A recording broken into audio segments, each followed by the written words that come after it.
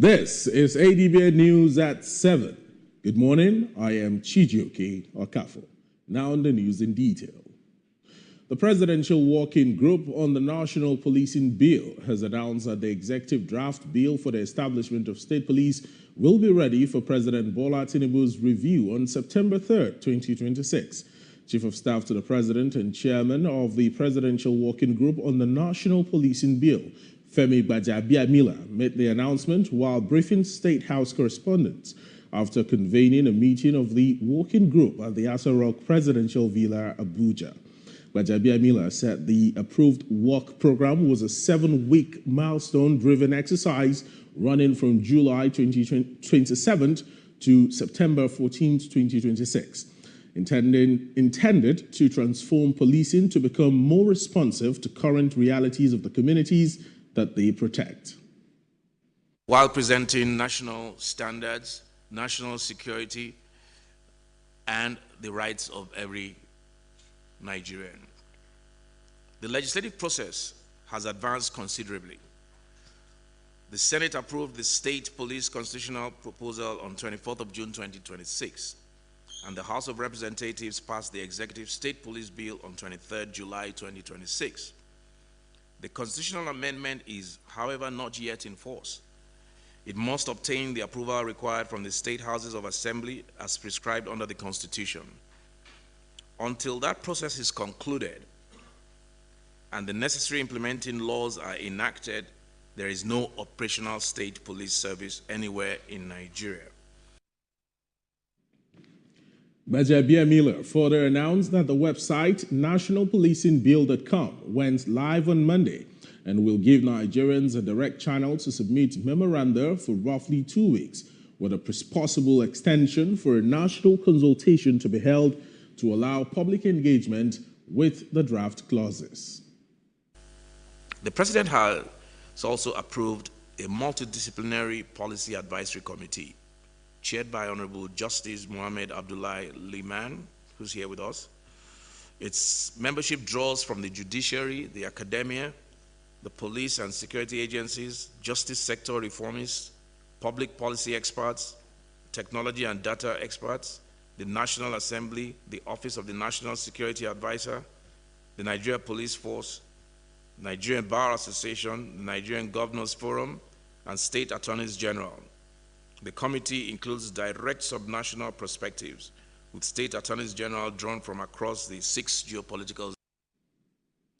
Speaking on the national standards and safeguards against possible abuse of power, Governor of Ogun and Chairman, Nigeria Governors Forum on State Police Bill, Dakwa Abiodun, noted that a multidisciplinary policy advisory committee chaired by Honorable Justice Muhammad Abdullah Liman has been formed to provide high-level policy and technical oversight, ensuring the reform is auditable and enjoys public confidence.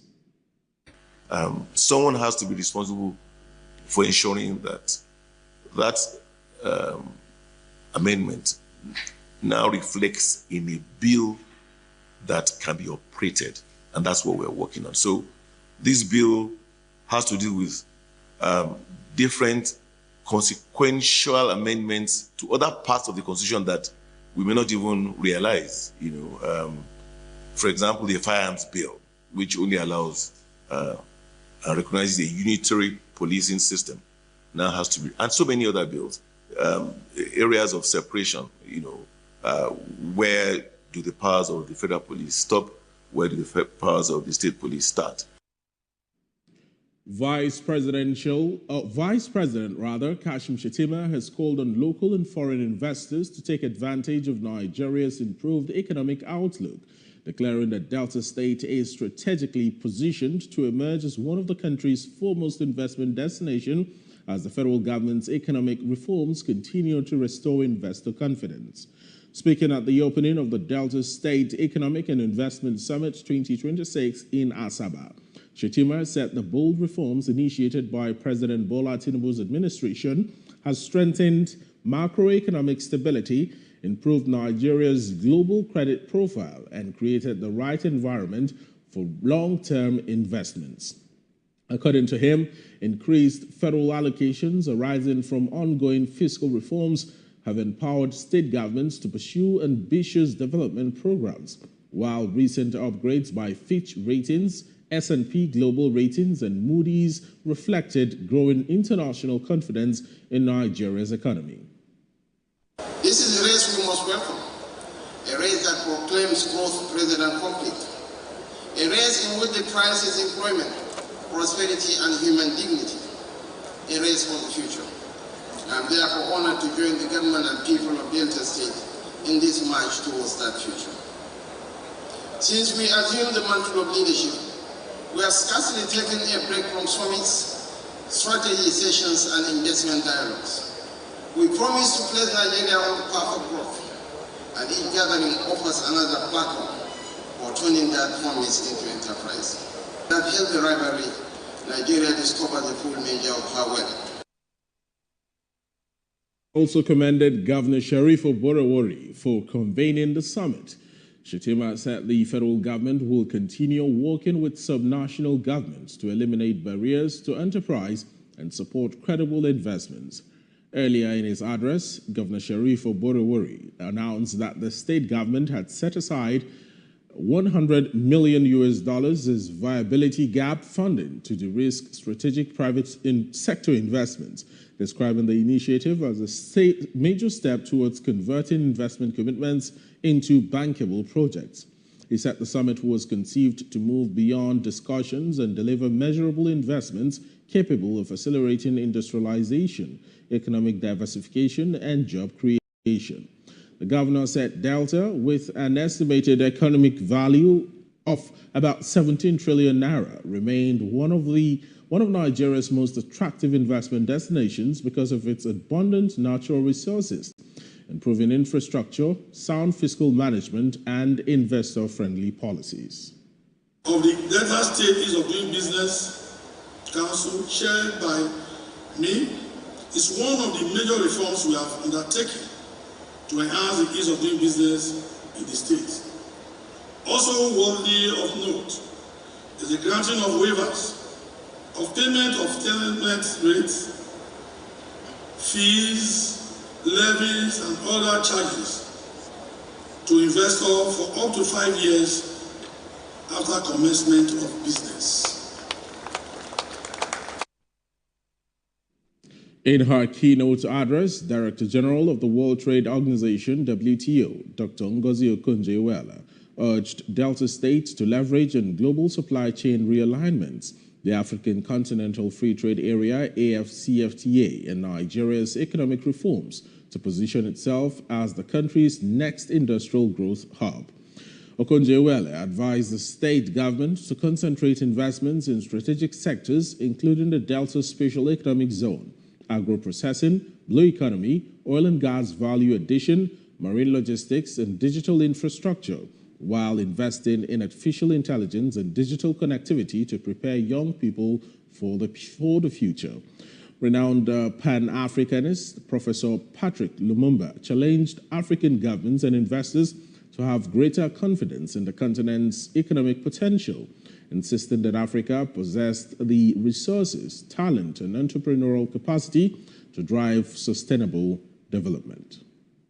The value of global goods and services trade last year was a record $34.65 trillion.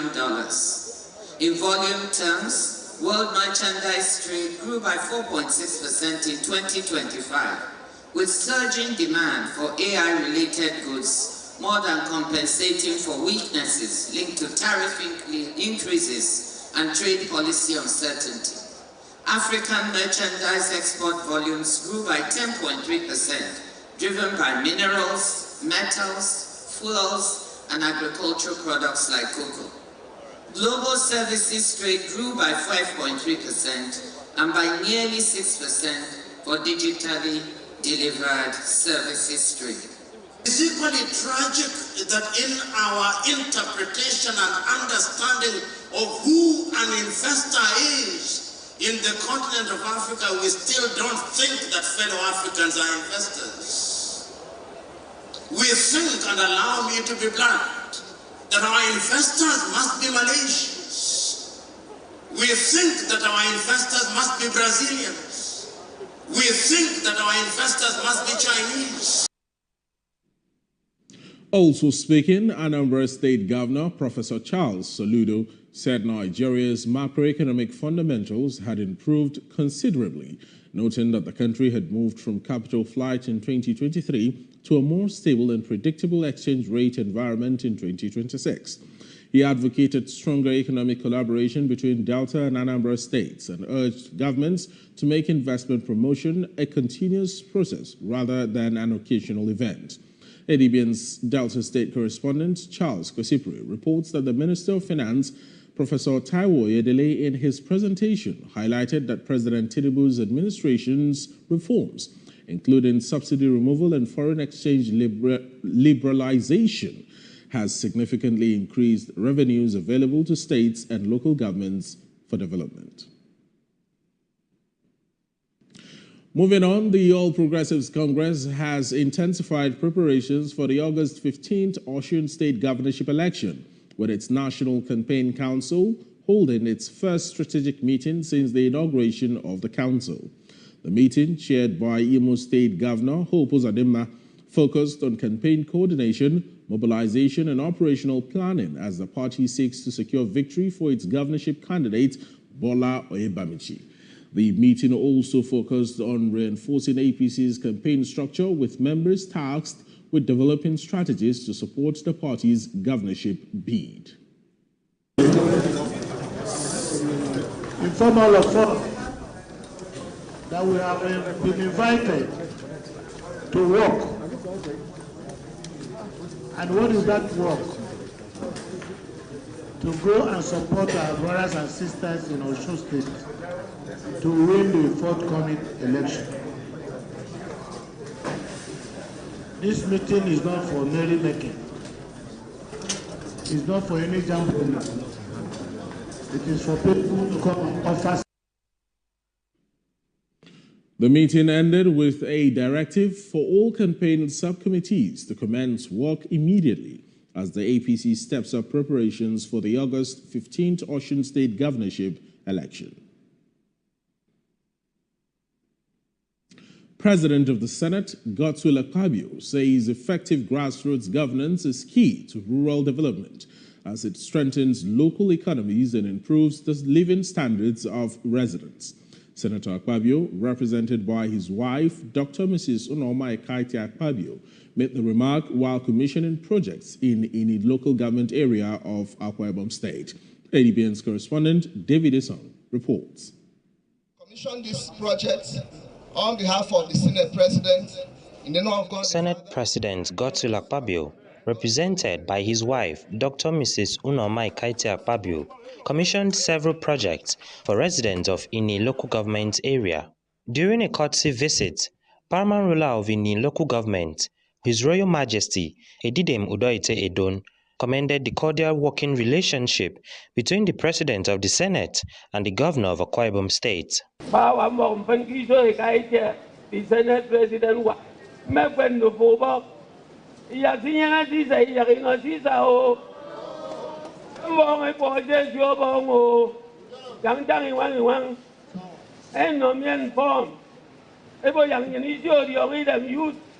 Also speaking, Chairman of Ini local government area, Honorable Inibege Uma, and member representing Ini state constituency, Honorable Lawrence Udoide, praised the Senate President for executing people-oriented projects. They come here to buy our agri-produce in the local government. The local government is known as the food basket of Akwa Ibom State. And so, Mommy, thank you for this particular one again. You've done it, you are doing it again and again. As a parliamentarian, what executive needs, from the executive chairman to the executive governor to the president of any country, what he needs is a peaceful legislature. What he needs is a cooperative legislature. Projects commissioned include an ultra-modern town hall at 9 Enikbe, a community primary school and market stores at Iteikbe, a solar-powered borehole, and several other community projects. Dr. Mrs. Unorma Ekaite Akpabio urged youths to reject violence embrace peace and support initiatives that foster sustainable development. The peace we are enjoying in the state is not ordinary. It is only the grace of God that made it possible. And we seem to take it for, we shouldn't take it for granted. Anywhere you see Pastor Mweno, tell him thank you. Anywhere you see Senator Akpabio, tell him thank you. All your thanks, they will carry it to the President of the nation. We commissioned this project on behalf of the Senate President, in the name of God the Father, Amen. God the Son, Amen. God the Holy Spirit. Amen. Several projects ranging from roads to market stores to town halls as well as classroom blocks have been commissioned by the President of the Senate in a local government area aimed at boosting rural development and improving the livelihood of residents within this community. In a local government area, David Isong, Adbn News. We are switch on the water for our... As part of FCT administration's broader drive to expand recreational infrastructure for Abuja residents, Minister of the Federal Capital Territory, Barrister Nyesom Wike, has announced plans to transform the abandoned recreational garden at the Life Camp roundabout into a modern leisure and sporting facility. The move allows the successful remodeling of the Abuja City Gate, which has become a major attraction since its commissioning during activities marking President Bola Tinubu's 3rd anniversary in office. Speaking after inspecting Life Camp Garden, Barrister Wike said the recognition from the First Lady had further motivated the administration to invest in more green and recreational spaces across the nation's capital.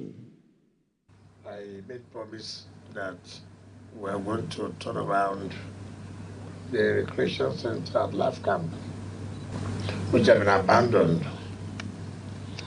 Having come here today, you can see what we're missing. It's unfortunate that government have come, government have gone, nobody have thought about this place. Let me commend the First Lady, and that is what we're talking about, filling the gap, of reminding us of keeping areas where people will leave their homes, communities, and come to relax. Barrister Wike disclosed that he had directed the FCT administration to immediately begin the process of redesigning the facility, stressing that the project will receive emergency attention. We're going to treat this as an emergency. We're going to treat it as an emergency. It will not go to the normal, but it will be on my emergency issue, because I believe we'll plead with them if they can give us what we want in 1 year's time, to see that the people of Abuja Life Camp, people living here, will not go back to say, oh, we want to travel to some place. The minister also revealed plans to introduce an annual New Year fireworks display at the Abuja City Gate beginning this year, describing it as part of efforts to align Abuja with global capital cities. The planned redevelopment forms part of the FCT administration's ongoing efforts to improve the quality of life in Abuja by expanding access to green spaces, leisure parks, and recreational facilities for residents. In the meantime, First Lady of Nigeria, Senator Oluremi Tinubu, has commended the Minister of the Federal Capital Territory, Nyesom Wike, for his urban renewal drive, specifically praising the remarkable transformation of the Abuja City Gate into a modern green and recreational landmark. She gave the commendation at a ceremony to honor the FCT administration at the State House for its environmental efforts, handing a certificate of commendation for outstanding environmental and remodeling work. Mrs. Tinubu said that despite a $50 million prize set aside under the Green Challenge to encourage states to reclaim abandoned spaces and dump sites, no state entered for that category of the competition. I want to sincerely appreciate and commend the Honorable Minister and his entire team for this laudable transformation. I also use this opportunity to encourage governors across the country to emulate this example. by intensifying to keep our cities clean, promote proper disposal of waste, reduce plastic waste, and create healthier communities for present and future generations.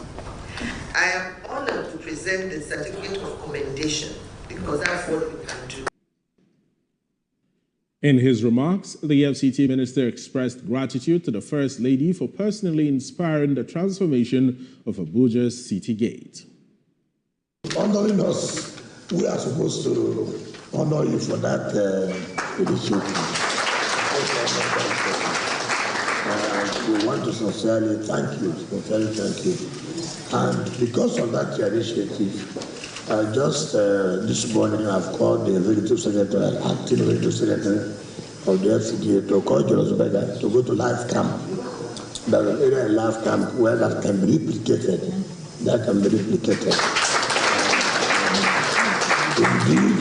Indeed, our cities should look like other cities of the world. The Green Nigeria Challenge continues to accept entries in the household and state categories until December of this year, with a call from the First Lady to youths and women to get involved in transforming abandoned spaces and dump sites into safer, cleaner environments. In other reports, Governor Abdullahi Sule of Nasarawa State has described the defection of former Deputy National Publicity Secretary of the PDP and House of Representatives candidate Farida Umar to the All Progressives Congress APC as a good omen for the party and for Nasarawa State. Receiving Farida Umar and her supporters, Governor Sule commended her decision to join the APC despite contesting the last House of Representatives election on the platform of the PDP. He assured her of inclusion in the affairs of the party and government, a promise that drew applause from members of her delegation.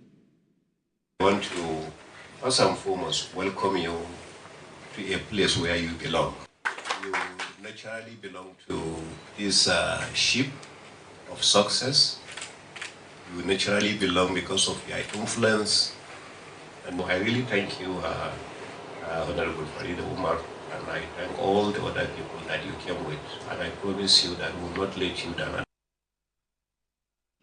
Also speaking, Deputy Governor Dr. Emmanuel Akabe and the APC National Director of Organization, Ahmed Wambai, praised Farida Umar's courage, saying her decision reflects growing confidence in Governor Sule's leadership and developmental strides. Explaining her decision, Farida Umar said Governor Sule's achievements in Nasarawa State and his contributions to national politics inspired her to leave the PDP and identify with the APC. Today we have decided to come and join you to give you our grassroots experience, 99% loyalty. That is the most important thing, Your Excellency. We have seen. We don't need any seer to tell us what you have done in Nasarawa State. Thank you so much, Your Excellency. Farida Umar pledged the loyalty of her political structure to the APC, expressing confidence that the move will strengthen the party across the grassroots in Nasarawa State. Elsewhere, the Department of State Services, DSS, has asked the Federal High Court in Abuja to foreclose the defense of activist and AAC presidential candidate Omoyele Sowore over alleged delays in his trial. Sowore is facing charges of criminal defamation, cyber-stalking, and incitement over social media posts in which he allegedly referred to President Bola Tinubu as a criminal.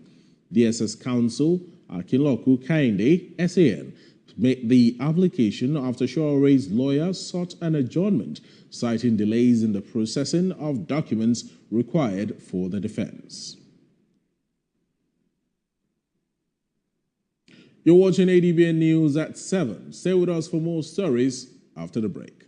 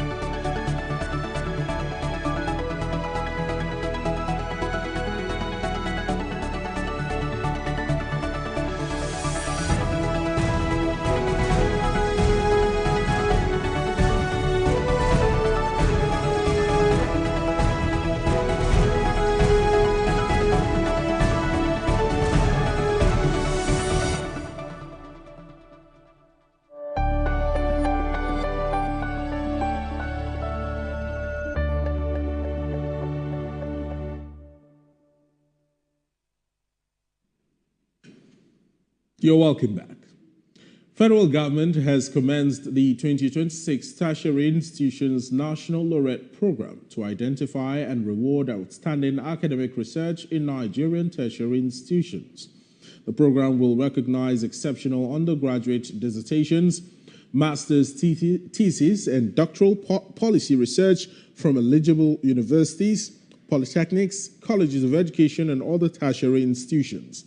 Chairman of the National Laureate Committee, Professor Abubakar Sambo, said the initiative, backed by an annual 365 million naira prize fund, aims to promote research excellence, innovation, commercialization of research findings, and national development. Lagos State Governor Babajide Sanwo-Olu has inaugurated Nigeria's first integrated energy hub in Oshodi, describing it as a major step towards cleaner and more affordable energy. The facility combines petrol, diesel, CNG, LPG, electric vehicle charging, and a CNG vehicle conversion center, providing multiple energy solutions at one location. Managing Director of Ibile Oil and Gas Corporation, Temitayo Majumo, said the company plans to establish 19 CNG stations across Lagos, with 4 already operational and others at various stages of development. National Emergency Management Agency, NEMA, has received 37 Nigerian nationals who returned from the Republic of Turkey at the Nnamdi Azikiwe International Airport, Abuja. The returnees arrived aboard a chartered flight following arrangements coordinated by the Federal Ministry of Foreign Affairs. On arrival, they underwent documentation, profiling, and medical screening before receiving immediate humanitarian assistance ahead of further reintegration. Speaking during the reception, the head of NEMA Abuja Operations Office, pharmacist Zakari Abubakar, said the agency will continue to work with relevant institutions to ensure the orderly reception and reintegration of returning Nigerians. The exercise was carried out in collaboration with the Nigerian Immigration Service, NIS, the National Commission for Refugees, Migrants, and Internally Displaced Persons, the Federal Ministry of Foreign Affairs, airport authorities, and security agencies, and other partners. Now, the United Nations Children's Fund, UNICEF, says only 1 in 3 Nigerian babies are breastfed within the first hour of birth, while just 3 in 10 receive exclusive breastfeeding for the recommended 6 months. UNICEF described the gap as a silent emergency that could expose millions of infants to preventable illnesses and affect their development. Speaking during the 2026 World Breastfeeding Week, UNICEF's Lagos Field Office Chief Celine Laforek urged stronger support for mothers, stressing that timely and exclusive breastfeeding provides babies with essential protection and a healthy start in life.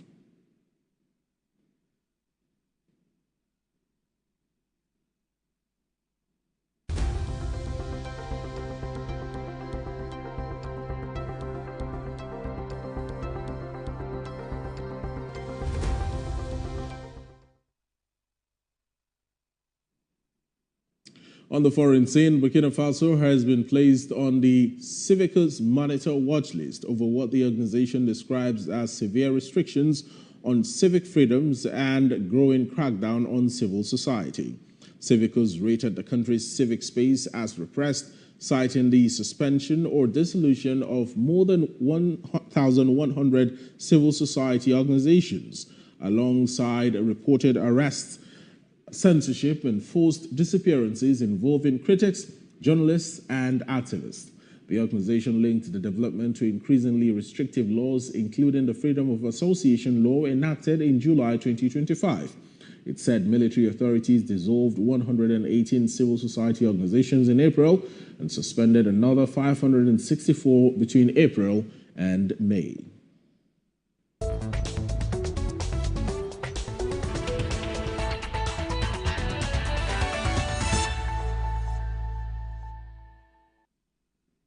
And in sports, Governor Babajide Sanwo-Olu has assured that Lagos State is all ready set to host this year's CAF Awards after a 5-man delegation from the Confederation of African Football inspected the Wole Soyinka Center for Culture and Creative Arts, popularly known as the National Theatre, the proposed venue for the ceremony. The CAF delegation arrived in Nigeria last Thursday to assess facilities being presented for the organization's 48th Ordinary General Assembly and the annual CAF Awards. The team was led by CAF's Head of Safety and Security, Christian Emirua, and included Mohammed Bakar, Inas Ahmed, Salah Mustafa, and Have Dasondo. The officials were received by the Lagos State Sports Commission, led by Director General Lekon Fatodu, during Monday's inspection of the National Theatre. Sanwo-Olu said the state remains committed to delivering a successful event, adding that officials guided the CAF team through the venue and received valuable feedback. He noted that hosting an event of such magnitude requires meticulous planning and attention to detail, stressing that Lagos is fully prepared to stage a memorable celebration of African football. And that's it on ADBN TV News this morning. Remember to watch us live on DSTV channel 258, on StarTimes channel 140, Avo TV app, Limex World TV app, and Niger TV app. For more stories, visit our website at www.adbntv.com. You can also watch us live from every part of the world by logging on to www.adbntv.com/live. I am Chijioke Okafor. Thank you so much for watching. Good morning.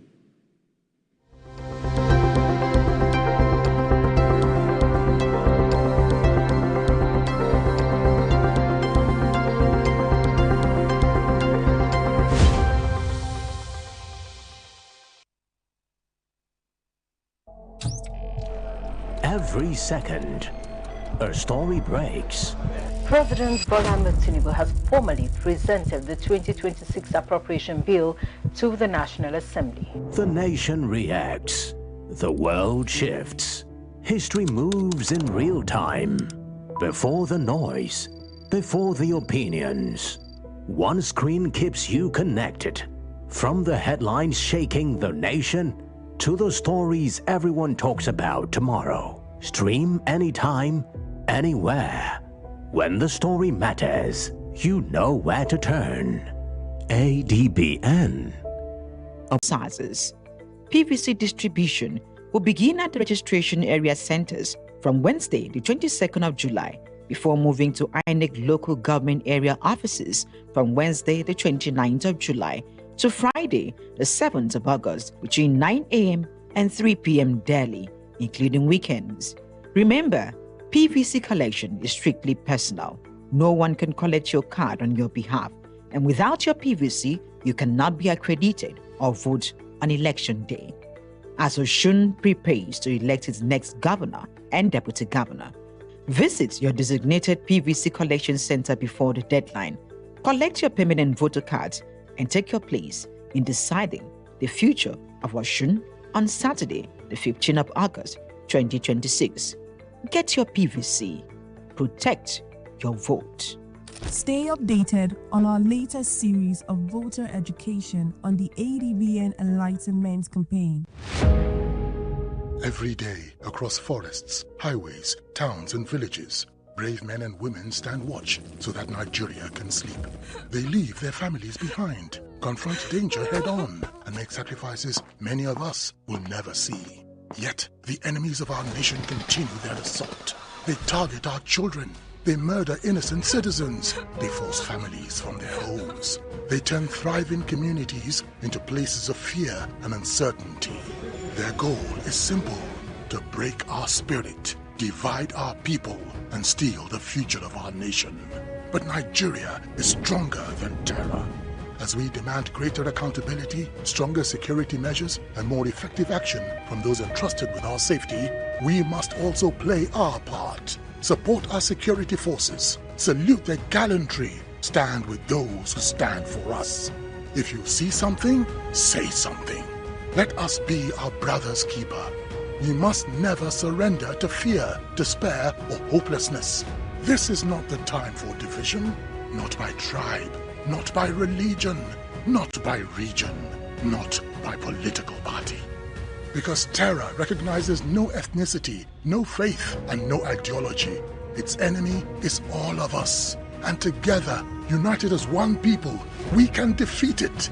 For our children, for our communities, for our future, for Nigeria. Join the movement. Stand for our country. Stand for one another. Hashtag Unite Against Terror.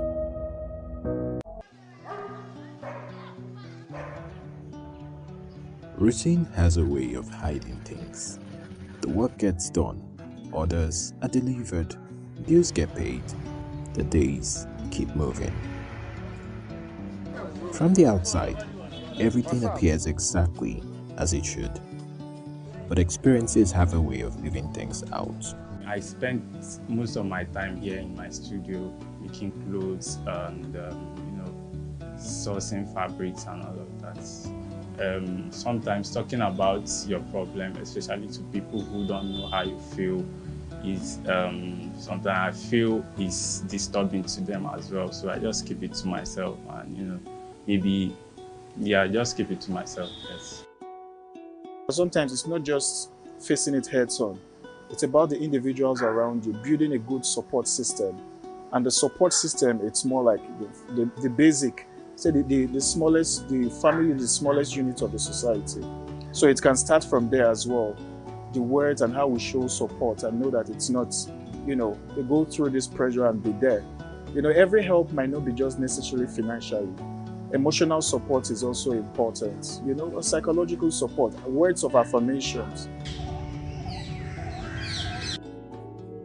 What happens when the people everyone depends on begin to carry more than they can say? Whenever I remember that many people are depending on me for a lot, it makes me breathe up and breathe down. Sometimes my heart skips. That will not make me to be scared that, God, why? Or for me to ask God, why did you make me a man? No, I'm proud to be a man. All my life, I've never called any uncle and say, please, sir, I need this financial support from you. Or any auntie. To say, please. So, already I can't say it's affecting me, or already it's part of my life. If I have that financial stress, I don't have anybody to call because I can't. Should I say I'm on my own on this, or I'm all alone on this?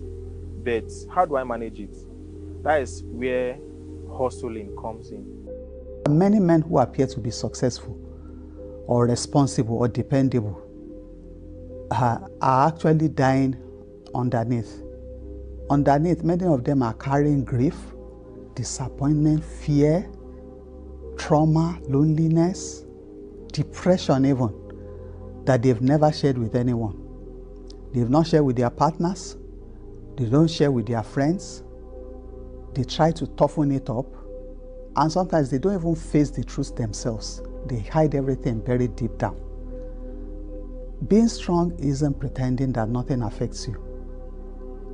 The real strength means that you know when to ask for help. Around the world, the conversations around men's well-being is growing louder. According to the World Health Organization, more than 720,000 people die by suicide every year. Globally, men are more than twice as likely to die by suicide as women. Behind those numbers are complex realities, shaped by culture, access to care, personal circumstances, and the willingness to seek help.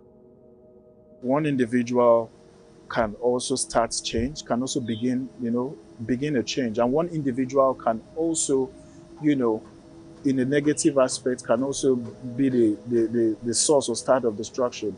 So let's start as an individual. It is okay to also check on your loved ones. I would rather you speak to me as a person about your challenges. You speak to me and speak to someone than the next day send an obituary because of the challenges you've been facing. As I say, when you're alive, you have the chance to provide. Or now who they are alive, now they provide, right? Your value doesn't disappear because your circumstance changed. You are more than your income. You are more than your job or your career. Your worth as a person isn't tied to what you produce or what you earn. It is inherent. It's something that is already there. You know that seeking support isn't a sign of weakness. It is actually one of the bravest decisions that you can make for yourself. Because when one man begins to heal, guess what? Families become healthier. Relationships become stronger. Communities become better.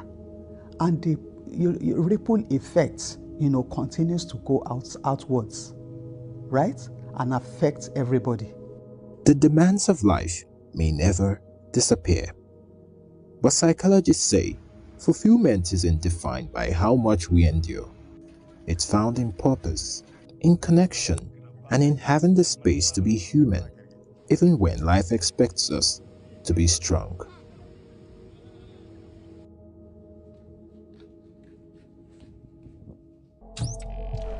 Every second, a story breaks. President Bola Ahmed Tinubu has formally presented the 2026 appropriation bill to the National Assembly. The nation reacts. The world shifts. History moves in real time. Before the noise, before the opinions. One screen keeps you connected. From the headlines shaking the nation to the stories everyone talks about tomorrow. Stream anytime, anywhere.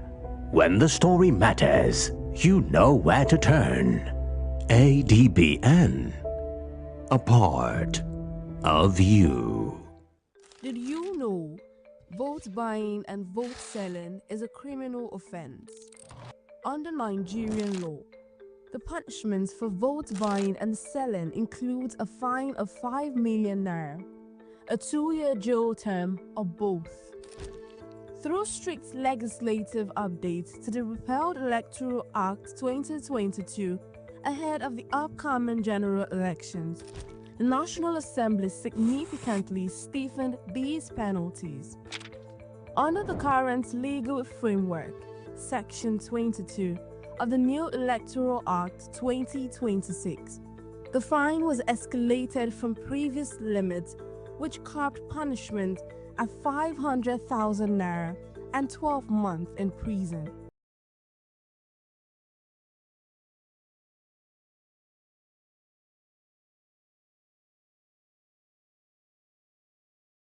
To not less than 5 million offenders face a mandatory 10-year ban from contesting any election in Nigeria. The stiffened penalties apply explicitly to anyone who unlawfully possesses a voter's card, sells or attempts to sell a voter's card, buys or offers to buy a vote, or sells and offers to sell a vote. All voters are advised against selling their votes. If votes don't count, who would try to buy them? Stay updated on our latest series of voter education on the Adbn Enlightenment Campaign.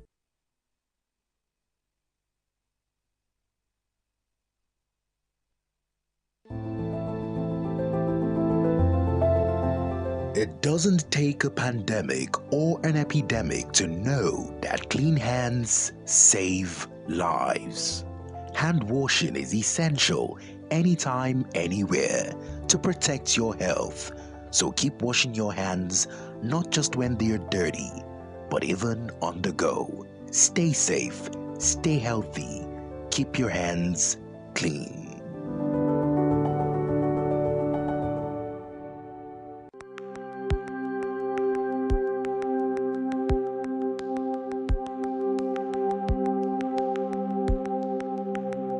Welcome to the Niger Delta, a region of incredible beauty and stark contrast. From its breathtaking landscapes to its rich cultural heritage, this is a place where history and modernity collide. But beneath this serene surface lies a story of struggle and resilience. The Niger Delta is the lifeblood of Nigeria's economy, home to vast oil reserves that fuel the nation, yet it is a land where the people fight for their share of the wealth. Join us on the program Niger Delta Today as we explore the heart of the Niger Delta, discover the vibrant cultures, the struggles for environmental justice, and the stories of the people who call this place home. This is the Niger Delta, a land of contrast, a story of resilience, a journey of hope. Don't miss our exclusive series, Niger Delta Today, every day at 12 noon, only on Adbn TV. Witness the untold stories, experience the journey, be part of the change.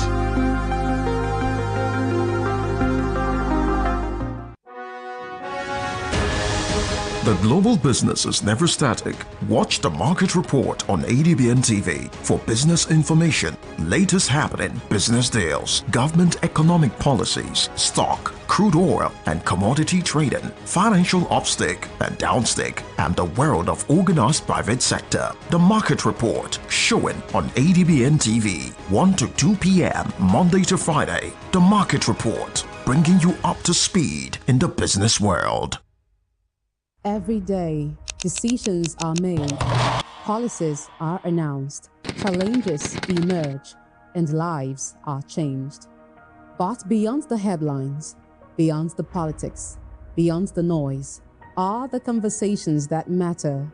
On Softline, Nigeria's leading voices unpack the issues shaping our future, from governance to business, education, healthcare, technology, security, and the economy. Real conversations, expert insights, solutions that move the nation forward. Because understanding today's decisions shapes tomorrow's opportunities. Now airing 4 p.m. every weekday and Saturdays. Softline, where informed decisions begin.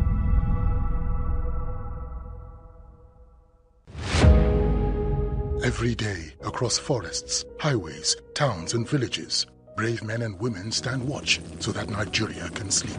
They leave their families behind, confront danger head-on, and make sacrifices many of us will never see. Yet, the enemies of our nation continue their assault. They target our children. They murder innocent citizens. They force families from their homes. They turn thriving communities into places of fear and uncertainty. Their goal is simple: to break our spirit, divide our people, and steal the future of our nation. But Nigeria is stronger than terror. As we demand greater accountability, stronger security measures, and more effective action from those entrusted with our safety, we must also play our part. Support our security forces, salute their gallantry, stand with those who stand for us. If you see something, say something. Let us be our brother's keeper. We must never surrender to fear, despair, or hopelessness. This is not the time for division, not by tribe, not by religion, not by region, not by political party. Because terror recognizes no ethnicity, no faith, and no ideology. Its enemy is all of us. And together, united as one people, we can defeat it. For our children, for our communities, for our future, for Nigeria. Join the movement. Stand for our country. Stand for one another. Hashtag Unite Against Terror.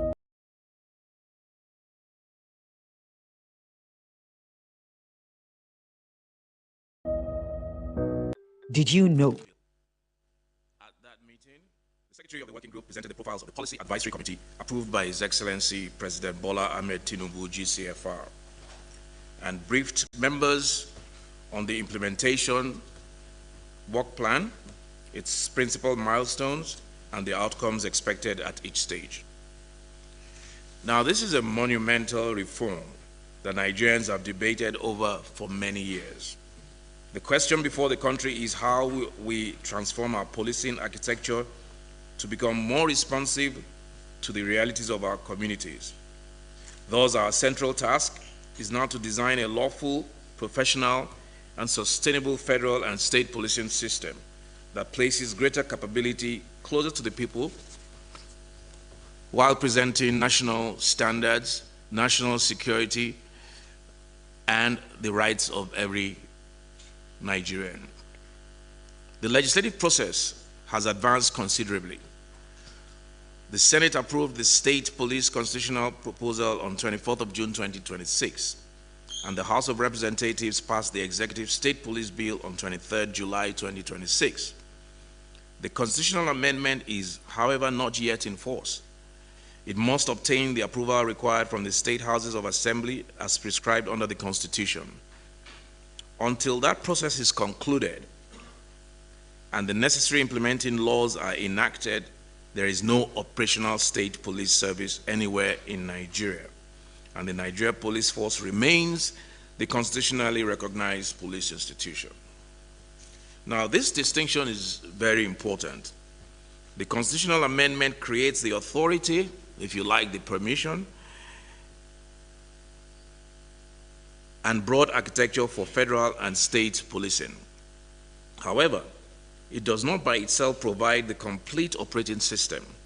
It does not settle the questions on standards, certification, recruitment, training, funding, command, or jurisdiction complaints. It does not address the question of data, firearms, pensions, transition, or cooperation. Those matters must be addressed in the National Policing Bill and in the consequential laws and instruments that will accompany it. Mr. President established the Presidential Working Group so that Nigeria will be ready to act responsibly when the constitutional process is completed. Our mandate is to produce a technically robust, implementation-ready draft national policing bill and supporting legislative package. We are building the legal and operational framework required to move from one federal police institution to a workable dual policing architecture. The assignment includes a preliminary audit of the Police Act of 2020, the Police Service Commission framework, police regulations and other laws and instruments affected by the reform.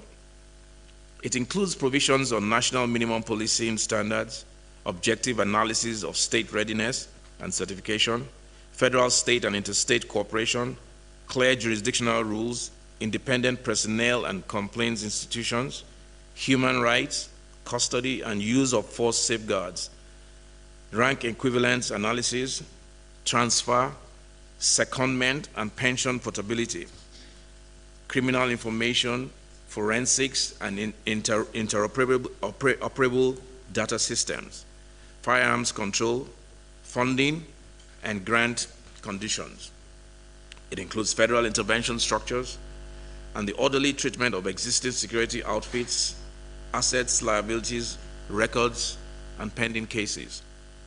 The working group brings together the institutions that must own and implement these decisions: the Presidency, the Federal Ministry of Justice, the Office of the National Security Advisor, the Nigeria Police Force, the Nigeria Governors Forum, and the Nigerian Bar Association.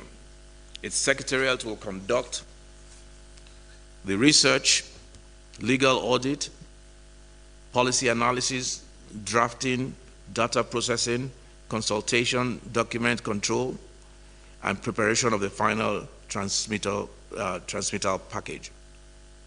The President has also approved a multidisciplinary policy advisory committee chaired by Honorable Justice Mohammed Abdullahi Liman, who's here with us.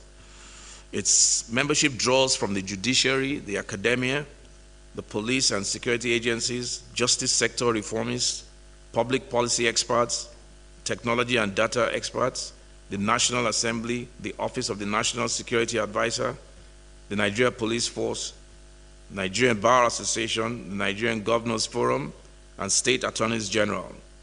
The committee includes direct subnational perspectives with State Attorneys General drawn from across the 6 geopolitical zones. The role of the Policy Advisory Committee is to provide high-level policy and technical oversight.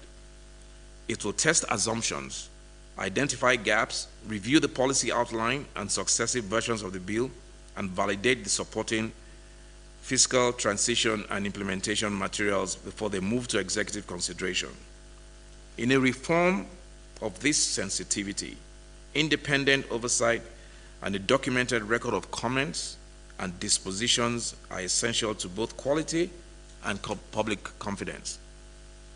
The approved work program is a 7-week milestone-driven exercise running from the 27th of July to 14th of September 2026. Administrative and technical preparations have been underway, and today's meeting formally mobilizes the next stage. The resulting executive bill package is scheduled for presentation to the President on the 3rd of September.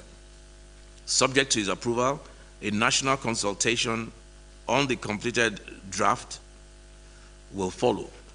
But I think that we have tweaked that so the national consultation will come before the President's final approval. After which the text and supporting materials will be revised and prepared for formal transmission to the National Assembly. The timetable is demanding, but it is not a shortcut. Legal drafting, policy, research, data analysis, and implementation modeling will proceed in parallel with fixed review gates. The final package will comprise more than a bill. It will include schedules, an explanatory memorandum, a legal audit, and consequential amendments matrix, a clause-by-clause analysis, a state readiness framework, a fiscal and implementation note, an implementation work plan, a validation report, a risk register, and a controlled digital archive.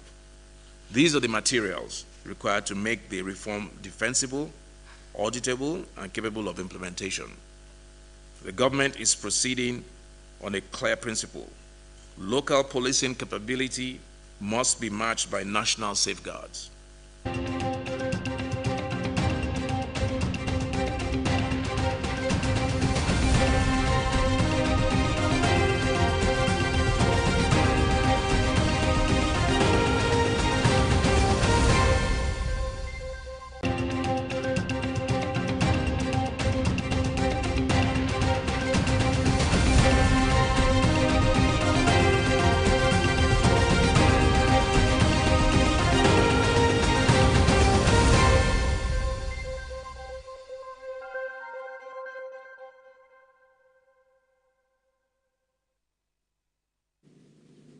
Hello, a very good morning to you. Welcome and thanks for choosing to start your day on ADBN Television's flagship program, Morning Express.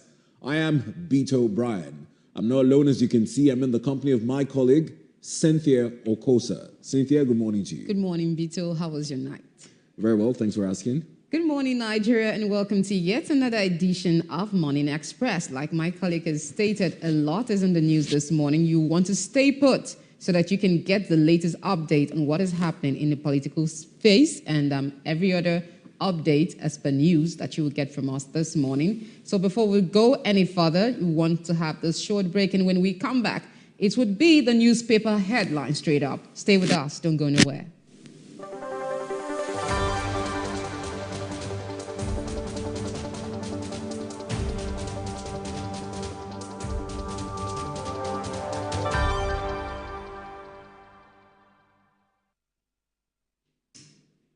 Just a quick reminder as we take you through prominent headline stories as published on the front pages of the newspapers this morning. Would like to let you know that the headlines are read strictly as published according to the editorial guidelines of each newspaper house and not in any way a position of ADBN Television as regards the issues in the news. That being said, let's begin with some of the prominent headline stories. Greeting our first newspaper on the lineup, where you'd find the lead story concerning the announcement is made by the Presidential Working Group on the National Policing Bill. Leading headlines on the Nation newspaper, you'd find National Policing Bill gets 7-week action plan. Working group opens portal for public inputs. It is Tinubu's most credible reform, is the attonation beneath the lead headline. Still on the front page of the Nation newspaper, you'd find a picture of prominence there with the First Lady, Senator Oluremi Tinubu, presenting a certificate of recognition to the FCT Minister and the FCTA on the renewal of the urban drive following the remodeling of the Abuja City Gate. Above that, let's take a look at the masthead of the nation for a journey in headline stories. 2027, Makinde leads Oyinola Fayemi on visits to Obasanjo. NEC approves $4.5 billion Gazelle 2 facility to refinance loans. We will secure victory, says Uzodimma. Office of the Citizen in the arms of mafias. Kanu Central Senator Hanga dumps NDC. Jam targets digital reforms. Shatima states should compete on job creation, investment. Delta secures businesses with 135 billion naira. And on the rider, UAE deepens Africa's ties with $71 billion investment. PDP state chairman seek Turaki others prosecution for impersonation, forgery. Those are the headline stories on The Nation. Moving away from The Nation newspaper this morning onto the Daily Sun newspaper, same news, talking about state police bill, which says presidency sets September 3rd for state police bill. Begins consultation, invites Nigerians to shape policing. AGF assures safeguards will prevent political abuse. And just above the news of prominence, we have Azakika 2027, restore confidence in electoral process to avert voter apathy. Onaikon urges federal government, says bad elections breed bad governance and misery. And just above that, we have Oshun Guba. Uzodimma declares poll must win for APC. I'll beat Aldeleke, says Oyebamiji. And going on to the news of prominence, we have Governor Borewori unveils $100 million fund for de-risking of investment in Delta. Catholic bishops, Hashim expresses concern over president's remark, Nigeria's democracy. Nigeria may pay less for petrol as oil prices tumble over Trump's new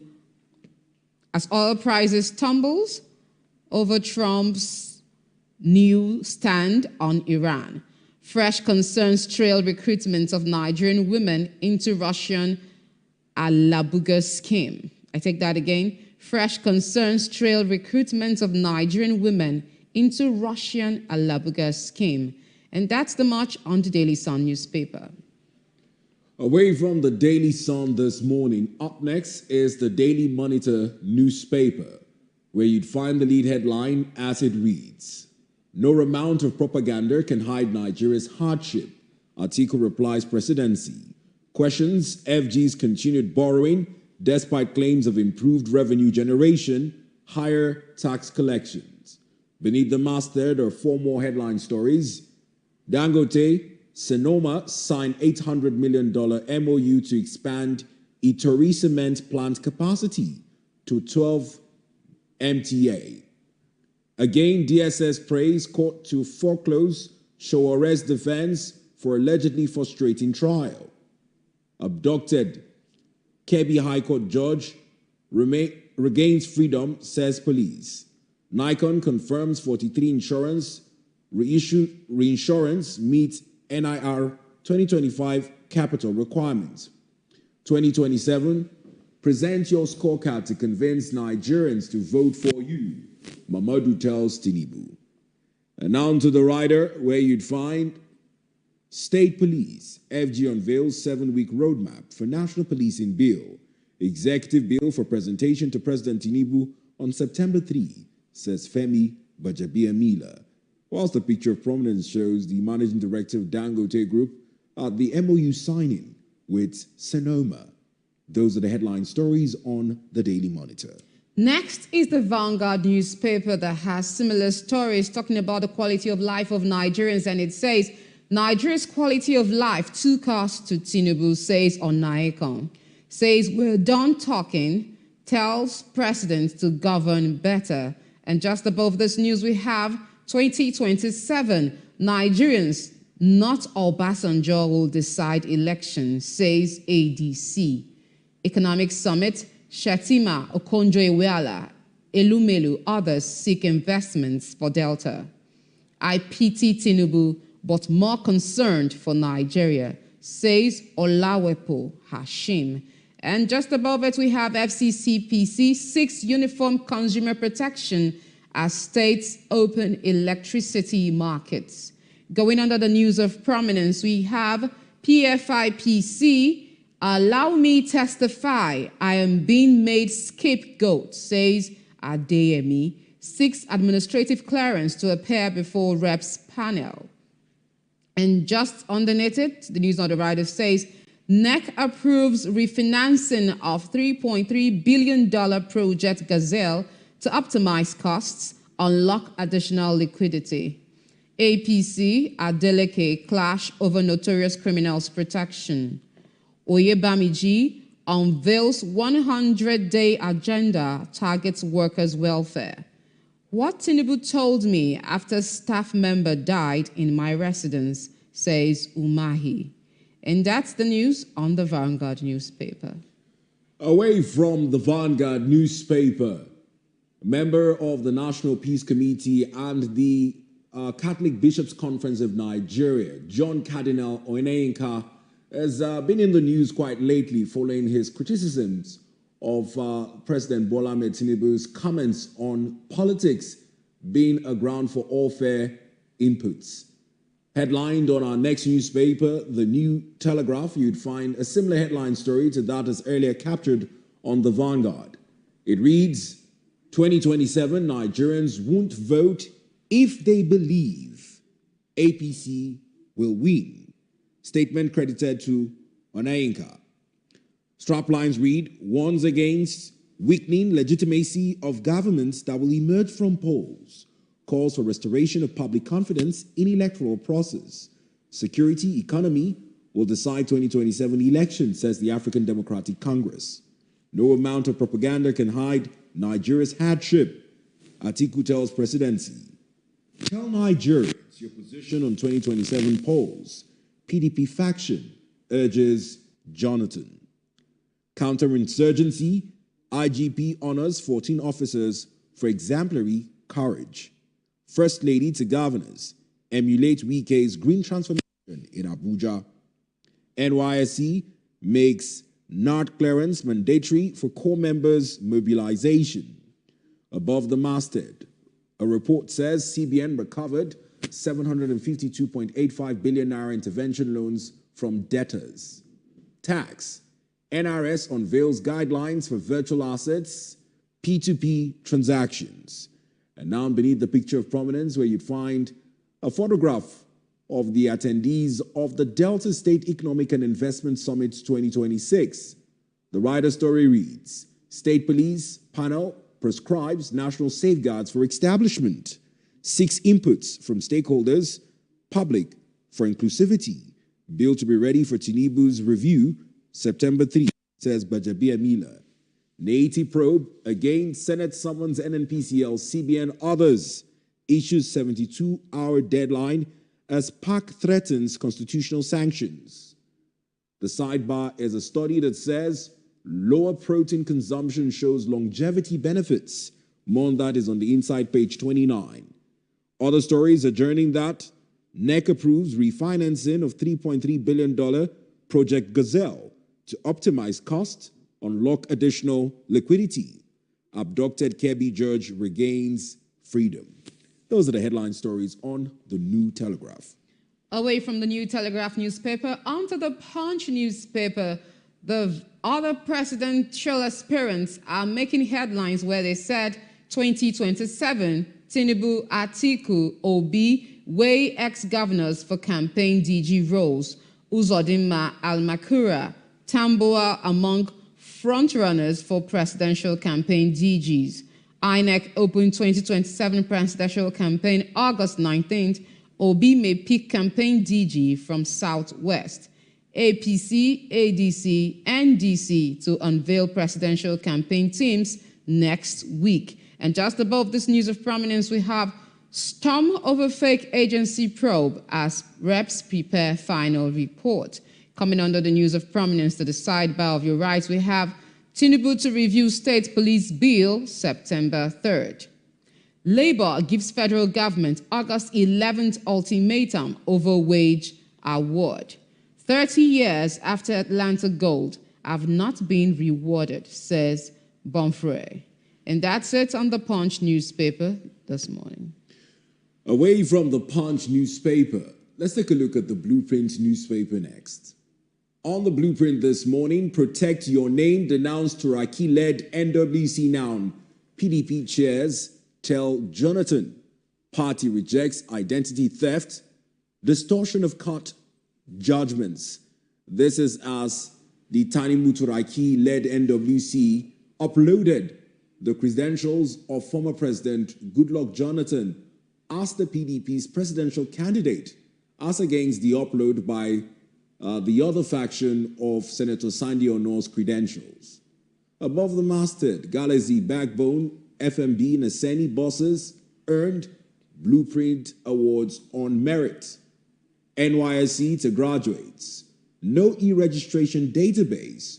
No mobilization.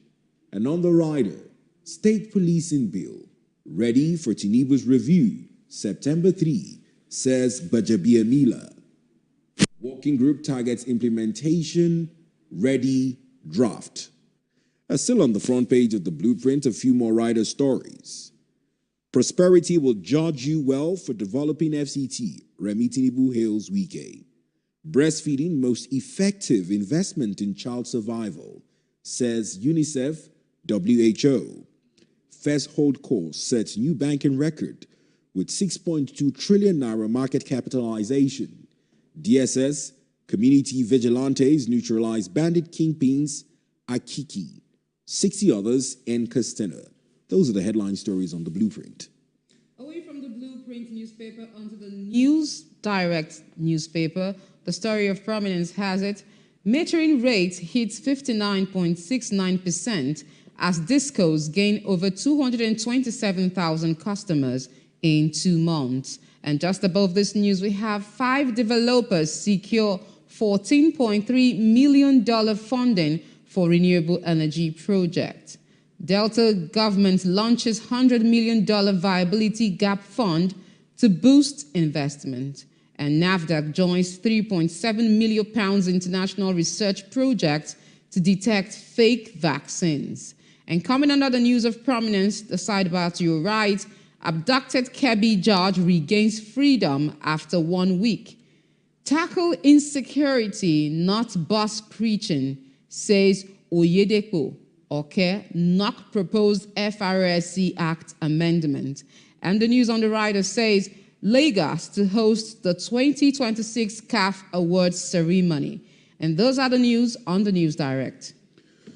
Away from the Nigerian News Direct this morning, let's take a look at the Daily Trust newspaper next, where you'd find the lead story as it reveals the ordeals of the family of the abducted Kebbi High Court judge. The family reveals, we paid 50 million naira to secure Kebbi judge's release. You'd find inserted beneath that a photograph of the Kebbi judge who has now regained his freedom. On the rider, State Police Bill ready for Tinubu's review, September 3. Above the masthead on the Daily Trust newspaper are a few more stories of interest. 2027 marking day, Fire Me, Oyilola meets Obasanjo.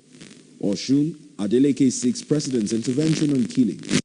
Phantom cancel, ICPC concludes probe. Those are the headline stories on the Daily Trust. Away from the Daily Trust newspaper, onto the Guardian newspaper. Story of prominence that has it around the presidency and the upcoming elections, where federal government, others pass burden of economic growth, stability to state governors. And just above this news on the header, we have Senate threatens sanctions as CBN, NUPRC, NDDC, others shun committee. 767 factories shut, 335 others in distress under Tinubu's watch, Atiku alleges.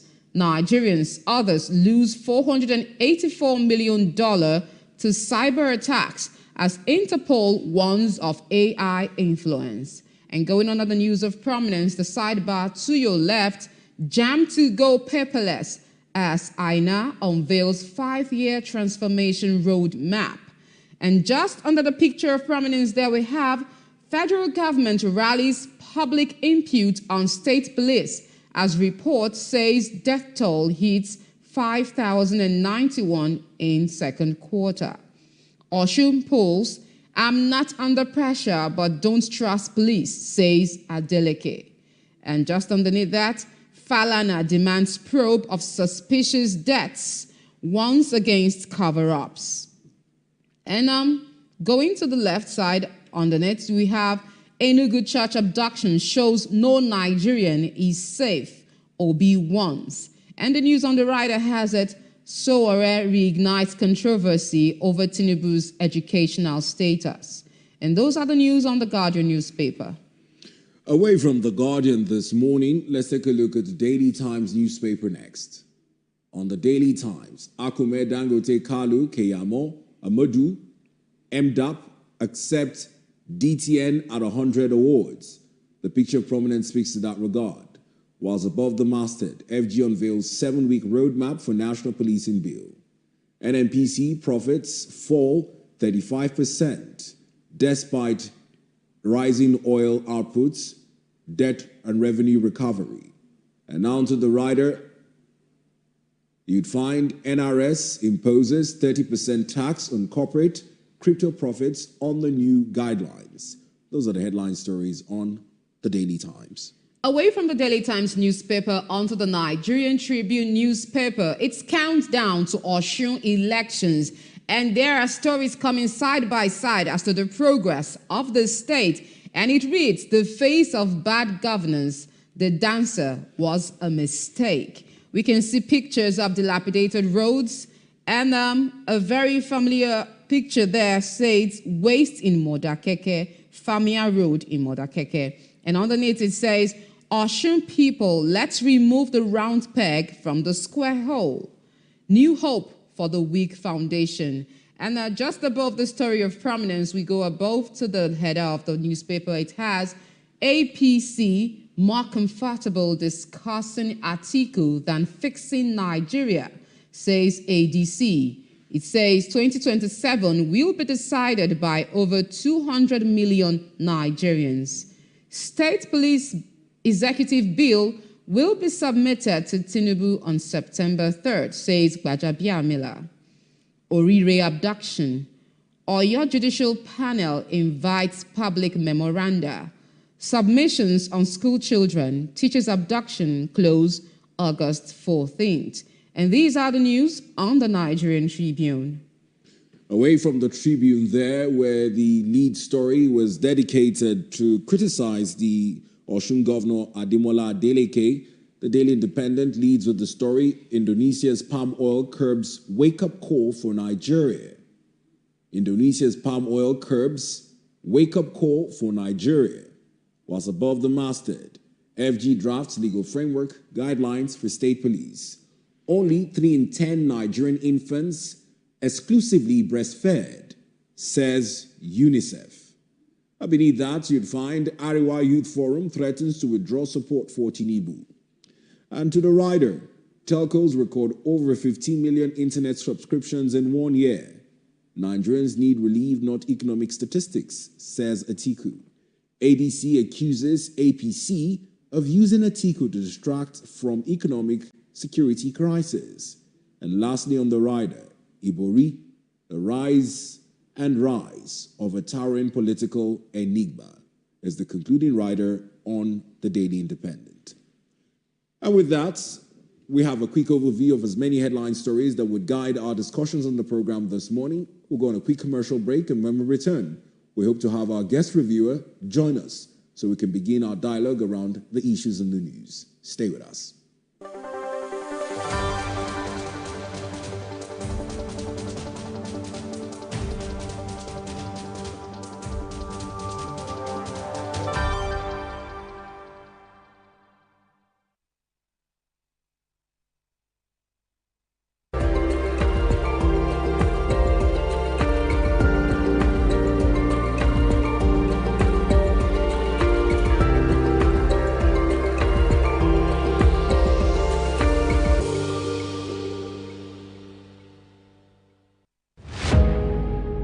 Every day, across forests, highways, towns, and villages, brave men and women stand watch so that Nigeria can sleep. They leave their families behind, confront danger head-on, and make sacrifices many of us will never see. Yet, the enemies of our nation continue their assault. They target our children. They murder innocent citizens. They force families from their homes. They turn thriving communities into places of fear and uncertainty. Their goal is simple: to break our spirit, divide our people, and steal the future of our nation. But Nigeria is stronger than terror. As we demand greater accountability, stronger security measures, and more effective action from those entrusted with our safety, we must also play our part. Support our security forces, salute their gallantry, stand with those who stand for us. If you see something, say something. Let us be our brother's keeper. We must never surrender to fear, despair, or hopelessness. This is not the time for division, not by tribe, not by religion, not by region, not by political party. Because terror recognizes no ethnicity, no faith, and no ideology. Its enemy is all of us. And together, united as one people, we can defeat it. For our children, for our communities, for our future, for Nigeria. Join the movement. Stand for our country. Stand for one another. Hashtag Unite Against Terror. Did you know the Independent National Electoral Commission (INEC) will begin the distribution of permanent voter cards across Osun State from Wednesday, the 22nd of July 2026, ahead of the Osun State governorship election on Saturday, the 15th of August 2026.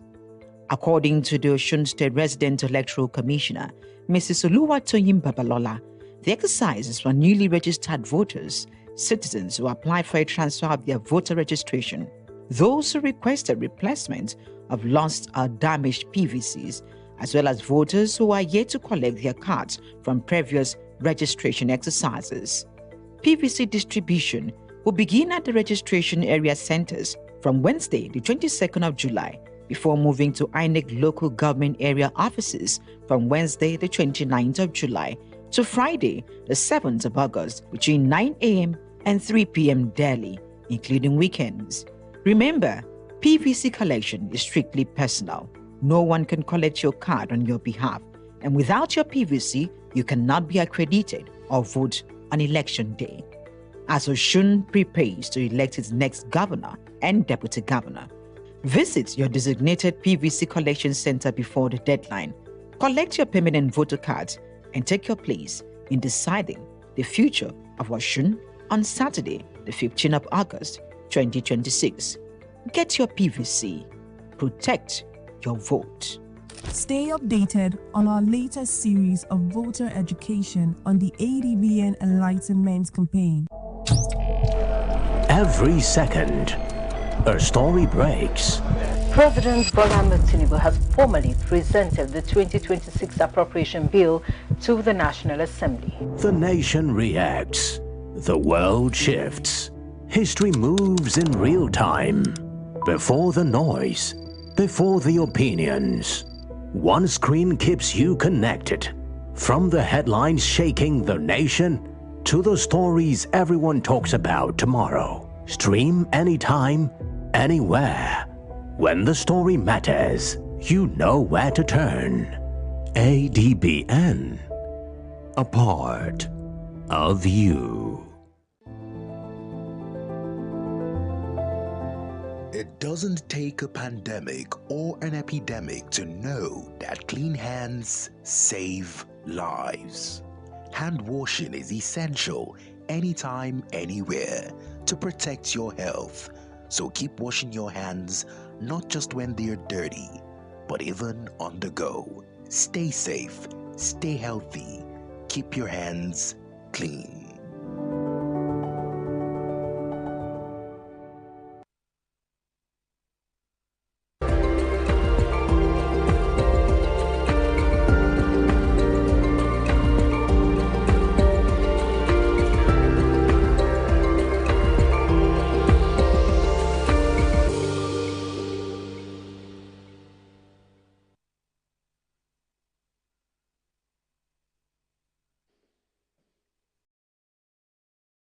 Well, thanks for staying with us on Morning Express this morning as we begin to review prominent headline stories as published on the front pages of the newspaper. Joining us on the program this morning is our guest seated in the studio, geospatial analyst Yusuf Muhyiddin, who would lend his thoughts to the issues being discussed. Hello, Mr. Yusuf. Good morning and welcome to the program. Good morning, viewers, and good morning, Mr. Ryan. Cynthia. Good to have you, sir. Welcome. Very fine. It's going well. Now, without much ado, let's pick on one of the prominent stories being discussed this morning.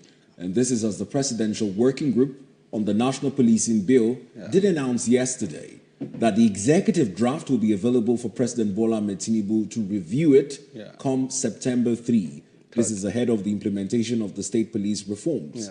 What do you make of the dates announced and its proximity towards ongoing election campaigns and whatnot?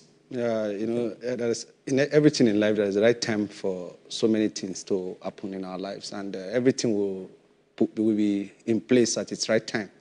And from his Nadeko day, Mr. President has always championed the cause of state policing.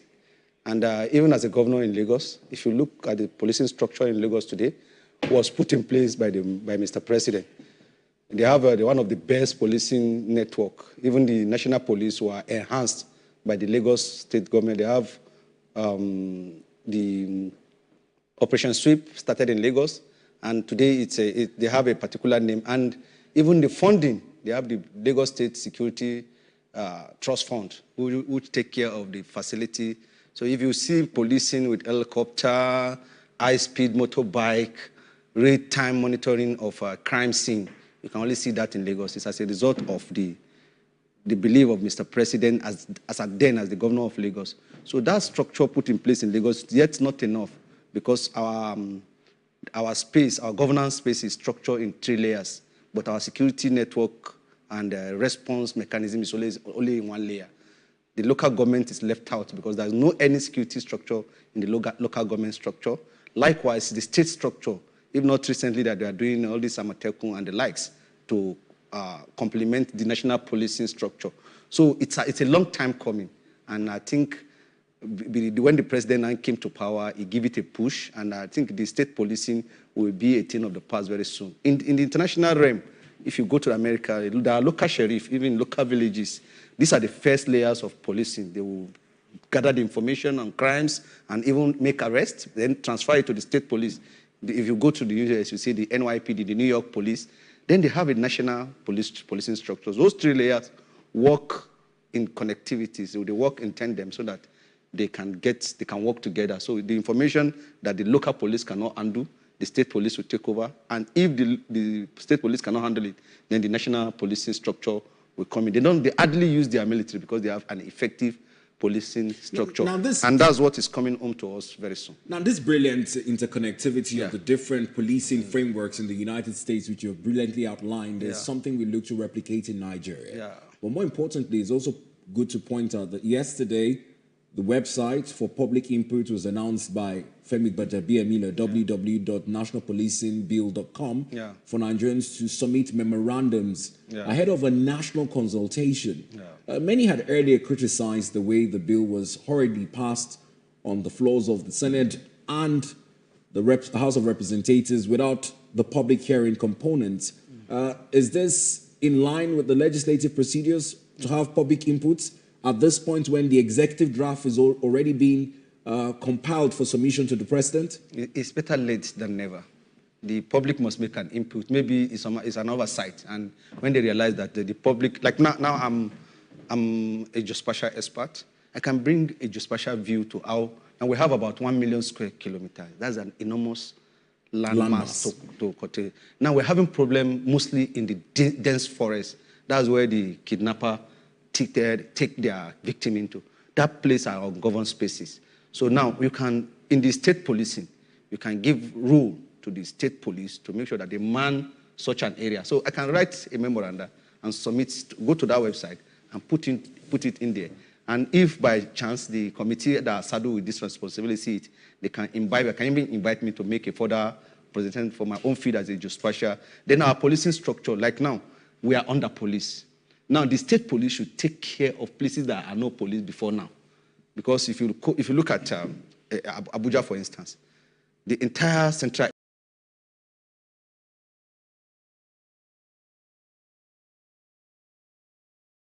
area do not have up to 5 police stations. That is the United Nations ratio of security to manpower. Are we there yet? So if you want to do recruitment into the new state police, that ratio should be breached. So those are the things that the public can come in and make their own push. So bringing out the website and throwing to the public, I think is a welcome development from the committee. And there is something, only dead body that people don't criticize. If you are still alive, criticism is the bread of our champions. Mr. Muhyiddin, given that we have this poor digital structure and also looking at the synchronization of the whole policing system now, from states to the federal and everything like that, do you see cases suffering when it comes to linking up the state police to the federal police? Yeah, the problem is that Rome was not built in a day. And when you say we have poor digital structure, I want to beg to disagree in a bit, because today in Africa, there are 7 Silicon Valley or 6, 5 are in Nigeria. When you look at our digital space, we have coverage of about 35%. I think it's the largest in Africa. So, but because we don't want to, you make do with what you have. So with the 35% we have now, we can still start. Then as we expand, this policing structure will also expand with it. Like now in Enugu State, the governor can sit down at the comfort of his office and see all the classroom in the state. As to which teacher was not in the class. This structure, even in the United States, is something that you will be marvel seeing it, and it's here in Nigeria. So we are making progress. With time, there's room for expansion. Even as though we know that with time we will make progress, given the level of insecurity we have currently in Nigeria, there is this cry that the government should be proactive in security. And that was why we have the added divisions to the military, and that is why the state police is coming at this time, Nigerians believe. Now, looking at all of these concerns, don't you think there should actually be a proactive structure without blinking twice when you talk about the manner in which cases will be handled from the state to the federal level, just so that you don't leave any stone unturned and then justice is delivered as it should be? The major thing is that during the military era, the policing were put to the background. They use more of the military to solve so being so long in the military regime, our policing was deactivated to some extent. Now, we have been in democracy for more than 25 years now, and this state police was coming up. What happened is that the present police structure take command from Abuja for issues that can be solved locally. There are issues that is native intelligence that you can use to resolve it and need a particular security threat in the board. But because of the distance of command, you have to come to Abuja. Everybody come to Abuja. If you don't come to Abuja, you need the zonal coordinates. You know about 8 zonal division of the Nigerian police. I think it has expanded to 12. So you need those zonal divisions to even respond to a particular crime. If there's no command, no response. Now, the command and response will be trickled down to the state. And that's the essence of the bill. So when the bill is fully in place, this allusion that you just made will be seriously taken care of. And the state governor have always complained. Like recently, the Zamfara state governor said he need to wait for Abuja to respond. Now, this power to respond and take care of put your security destiny in your hand will be handed over to the state. But there will be a central coordinate so that you cannot abuse the power. And I started my analysis with the United States. That's the way it's done.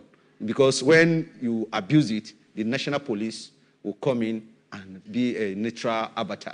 Now, talking about the national safeguards to prevent abuse, speaking yesterday at the briefing by the chairman of the National Police Working Group, Femi Gbajabiamila, alongside Governor of Ogun State and chairman of the Nigerian Governors on the National Policing Bill, His Excellency Dapo Abiodun, they did note that the Multidisciplinary Police Advisory Committee will be chaired by Honorable Justice Mohammed Abdullah Liman and has been formed to provide high-level policy and technical oversight, ensuring that the reform is auditable and enjoys public confidence. That way, securing it from abuse by governors. Take a listen.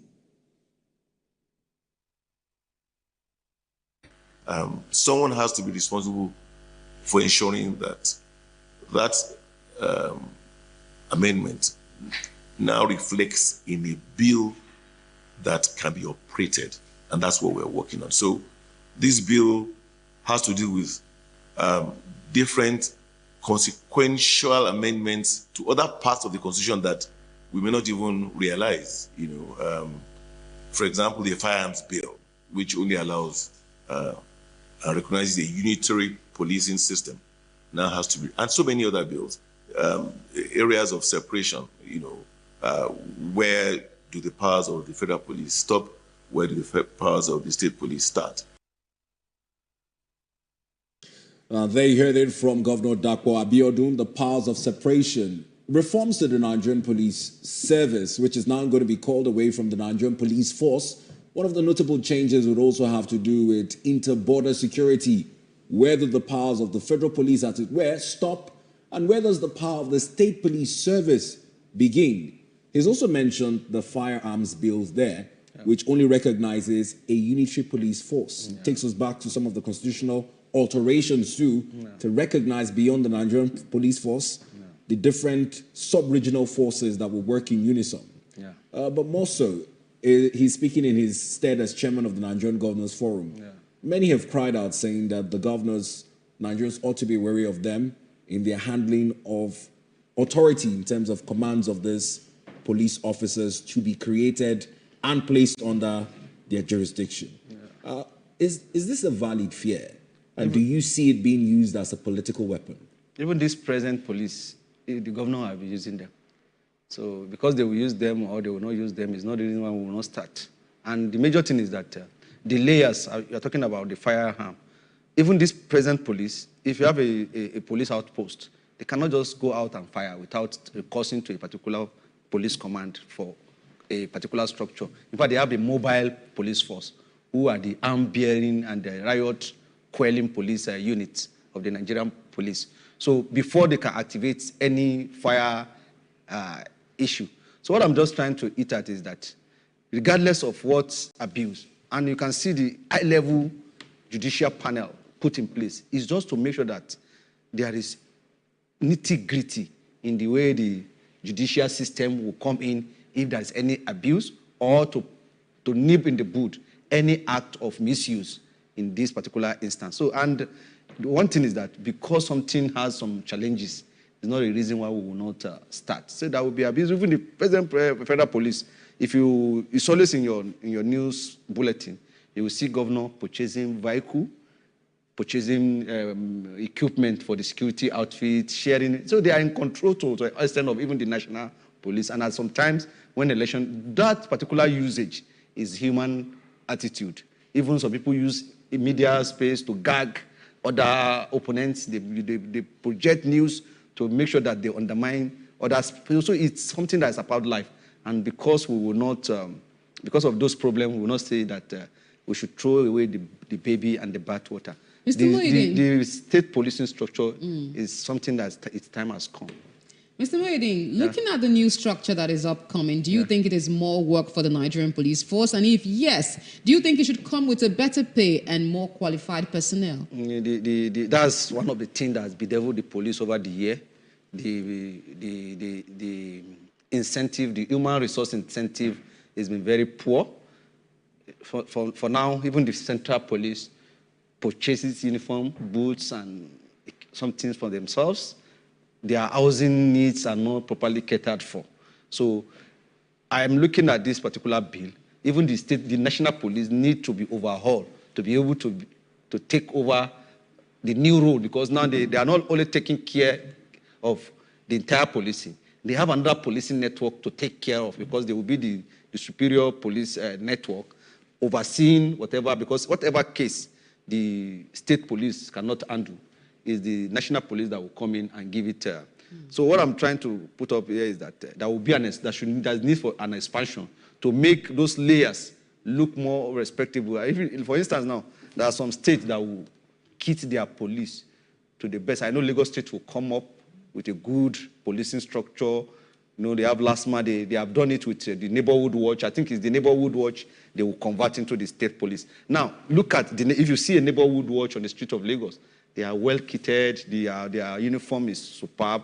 Just what you see in NYPD in the United States. Now, if those people are probably well kitted than the national police, the respect will not be there to. So the national policing structure must up their game if they want to meet up with the new policing structure. Duly noted. Let's move on to another issue on discuss this morning, and it's following an escalating war of words between the presidency and former vice president and now the presidential candidate of the African Democratic Congress, Alhaji Atiku Abubakar, who has been very critical of the renewed hope agenda of President Bola Ahmed Tinubu, questioning the continued borrowing by the government despite claims that it has exceeded its revenue targets and, of course, achieved its envisioned projections for capital spendings. Now, in the recent days, we've seen exchanges between Bayo Nanuga and Frank Shuaibu, representing the spokesperson of Alhaji Atiku Abubakar, more recently escalated by comments made by Cardinal John Oneinka. Yeah. What do you make of this back and forth? Because some persons are saying that this back and forth is taking Nigerians away from critical issues whilst the presidency trades words with Alhaji Atiku Abubakar. You know, any season or any moment that precedes an election, that will be fought and back and throw off jabs by the political actors. And there are spokespersons from either side. They are doing their job to make sure they market their principles. So, and it's a normal thing in political times. But the content and the Onaiko angle, you know, I was on this program the last time I came around. And when a religious issue come on board, I normally want to shy away from it because I don't want to seem as being biased. But having said that, they use the loan to fund military. Here in Nigeria, the Asiwaju Bola Ahmed Tinubu-led administration is doing Badagry to Sokoto. But that's the key argument, Mr. Yusuf. People are saying that if you borrowing for the capital spending, it's not wrong, but in the interim, Nigerians are hungry whilst we're investing in legacy projects. One of the strap lines on the newspaper earlier read, it says Nigerians would not eat statistics or data. How do you balance the yearnings of Nigerians as against this legacy project? Nigeria was baited by the British colonial master, according to history. Then Nigeria were hungry. When they left, Nigeria were hungry. During Gawa, Nigeria were hungry. During Obasanjo, Nigeria were hungry. During Abacha, Nigeria were hunger is daily part of human life. You wake up. Should it be unacceptable? No, let me arrive now. Carry on.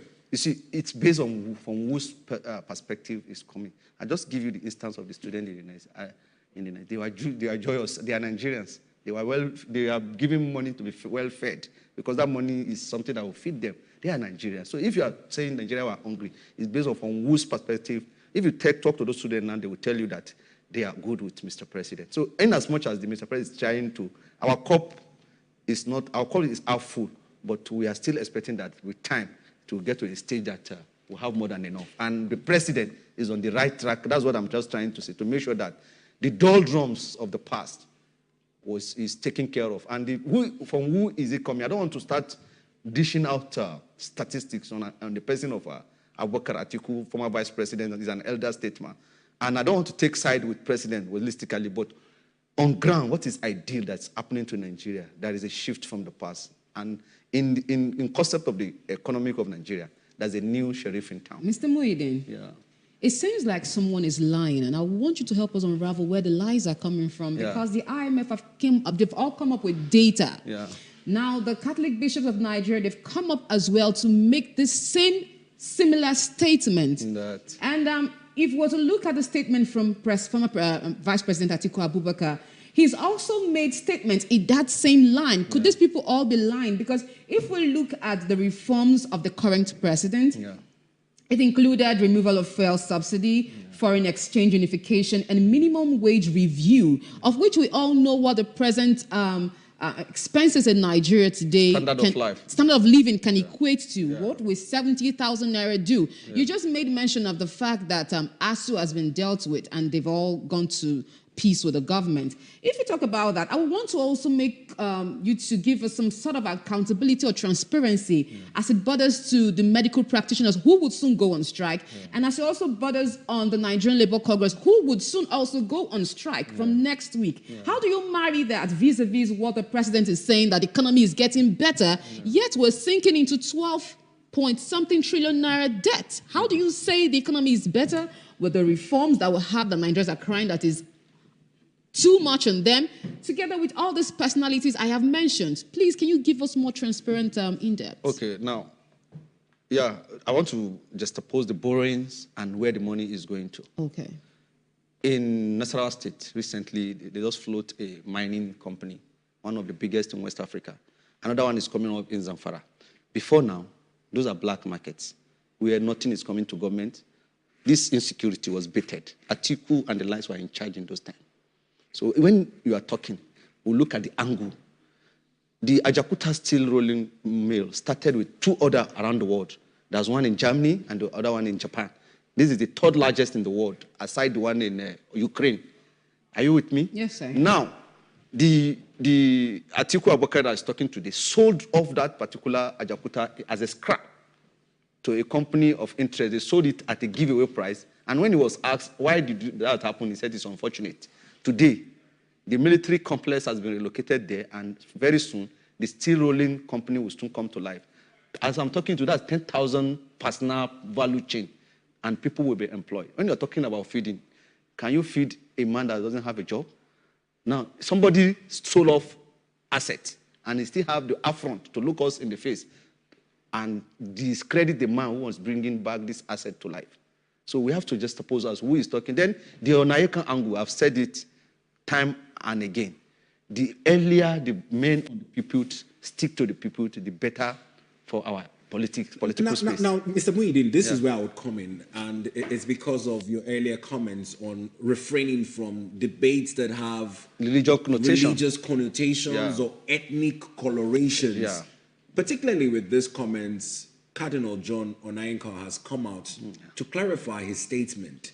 He says he believes that if Nigerians have a hint that their votes won't count in the 2027 elections, they would not vote. And he doesn't want it to sound as though there is any religious genocide. His call to the presidency is for better governance. Projecting into 2027, the president had also made a remark that in politics all is fair, and his opponents should not expect him to allow them a freeway to winning the elections.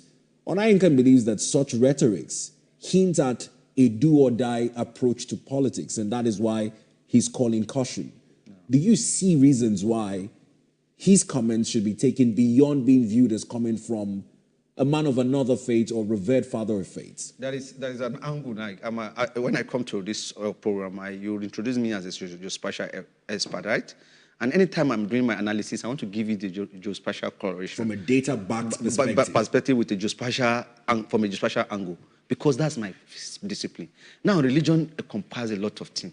The standard of our lives, the morals, and the spiritual infuse that is with religion. So as a religion, as cardinal, is one of the highest peg in the Catholic realm.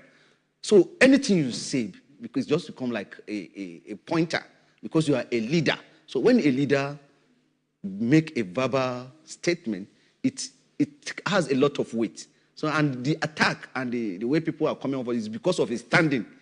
And the president is a politician. And in politics, there are so many gimmicks and forth and back that politicians employ to win an election. So presidents, you say it anytime, he said, I won't hand over the kid glove to the opposition. Everywhere we are in a contest, and everybody must work hard. And if I see advantage that will make me win, the president is just being factual and idealistic in his approach to his quest for election. Where does the role of caution lie in not heating up the politics? Because you know how when a man that grounded Ajakuta come to us in the face and look at us like that, the person who is reviving it is not doing well. How do you just oppose those your comments are not far from some comments made by former President Olusegun Obasanjo, who continues saying his choice of Alhaji Atiku Abubakar was a mistake. Yeah. But I've seen replies in that instance saying he always makes such rhetorics ahead of election circles. What's there to gain about regretting a mistake you've already made? If I make a mistake and I don't want it repeated, I can always hint Nigerian that this particular person I work with him I was his boss. I'm closer to him. I gave him duty to carry out. And this is the way, the closest person in the Obasanjo Atiku era were the two of them. And he assigned Atiku a big portfolio as the vice president. And one of them is selling up all our assets. The Nitel of this world, the Amcon of this world was sold off at a giveaway price. There is a certain $6 billion for power improvement that went down the drain under the watch of Alhaji Atiku Abubakar. And Kadria Ahmed, in an interview, asked him what happened. He says an unfortunate situation for $6 billion to go down the drain, and there is no any. So if Obasanjo comes out and says something about Atiku, I think we should watch it critically. For those people who want to make choice of Atiku towards an election year, and that's the reason for the fourth and back. The fact that Obasanjo is still alive is a father to Nigeria. He must give us guidance close to an election. Shifting away from Atiku and some form of religious bias, I do not want to base it off of that discussion. Now, let's look at the statement of the president when he said there has always been hunger even before he was born. Now,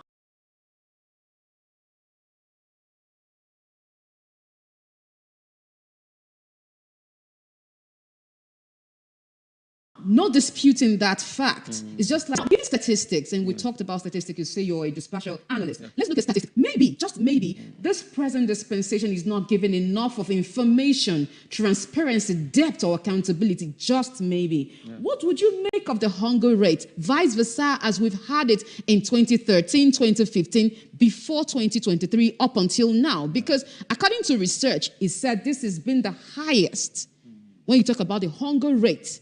So even though hunger has been a thing before, we're looking at the rate. What do you make of that statement? You see, if you want to make an analysis, you reference it to a particular point, which is a place or a particular setting. Now look at the university. Some people drop out of school because they can't feed while they are in school. Because after paying school fees, there's no way. They just look at it. It's better. I can't die. Let me go and look for something doing.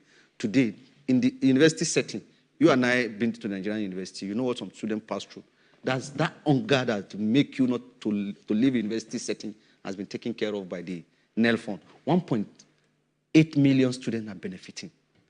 Check anywhere in the world. How does that trickle down to the general public? The parent of those wards in school will use that money to feed other children, because the government is taking care of the feeding of those ones that are in school. So if you have 2 other kids, you'll be able to. Now, 1.8 million family, if they take care of 2 other kids, that's about 3.6 million children the money is being free to take care of 3.6 million children that are outside the university setting, maybe those one in primary school and secondary school.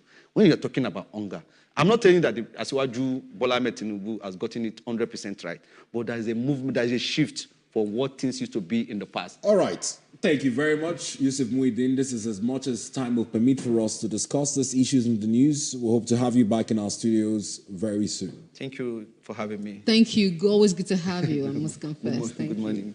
Moving on to our next discussion this morning. After the break, we're looking to have the Force Public Relations Officer of the Nigerian Police Force, FCT Command, in person of CSP Anyete Okokon, Edem Iniedu, who will join us on the program to discuss policing and human rights protection in Nigeria. After the break, stay with us.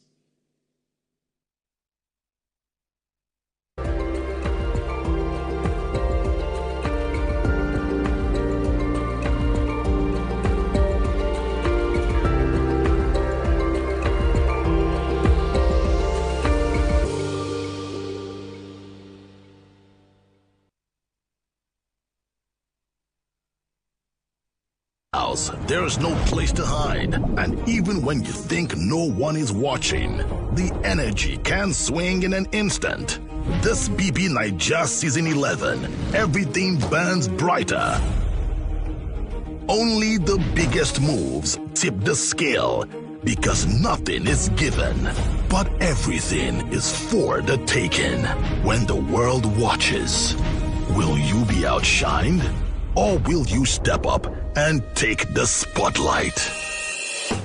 Big Big Brother Naija Season 11 starts Sunday, July 26th, showing 24/7 on DSTV Channel 198 and GoTV Channel 49. Headline sponsor, Bet Power.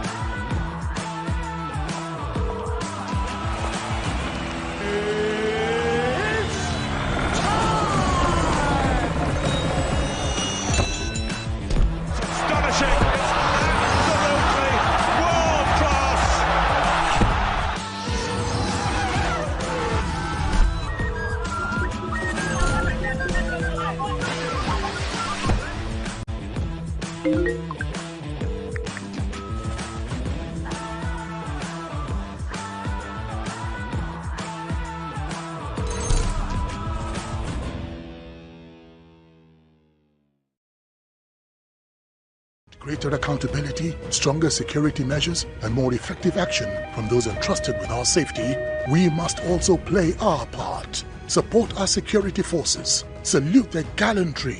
Stand with those who stand for us. If you see something, say something. Let us be our brother's keeper.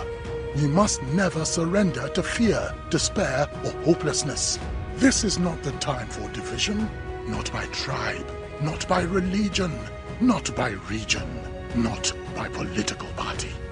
Because terror recognizes no ethnicity, no faith, and no ideology. Its enemy is all of us. And together, united as one people, we can defeat it. For our children, for our communities, for our future, for Nigeria. Join the movement. Stand for our country. Stand for one another. Hashtag Unite Against Terror. Did you know the Independent National Electoral Commission (INEC) will begin the distribution of permanent voter cards across Osun State from Wednesday, the 22nd of July 2026, ahead of the Osun State governorship election on Saturday, the 15th of August 2026. According to the Osun State Resident Electoral Commissioner, Mrs. Oluwatoyin Babalola, the exercise is for newly registered voters, citizens who applied for a transfer of their voter registration, those who requested replacement of lost or damaged PVCs, as well as voters who are yet to collect their cards from previous registration exercises. PVC distribution will begin at the registration area centers from Wednesday, the 22nd of July, before moving to INEC local government area offices from Wednesday, the 29th of July to Friday, the 7th of August, between 9 a.m. and 3 p.m. daily, including weekends. Remember, PVC collection is strictly personal. No one can collect your card on your behalf, and without your PVC, you cannot be accredited or vote on election day. As Osun prepares to elect its next governor and deputy governor, visit your designated PVC collection center before the deadline. Collect your permanent voter cards and take your place in deciding the future of Osun on Saturday, the 15th of August, 2026. Get your PVC. Protect your vote. Stay updated on our latest series of voter education on the Adbn Enlightenment Campaign.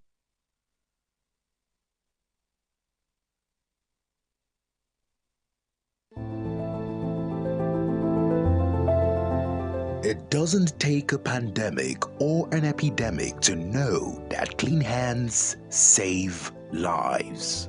Hand washing is essential anytime, anywhere to protect your health. So keep washing your hands, not just when they're dirty, but even on the go. Stay safe, stay healthy, keep your hands clean.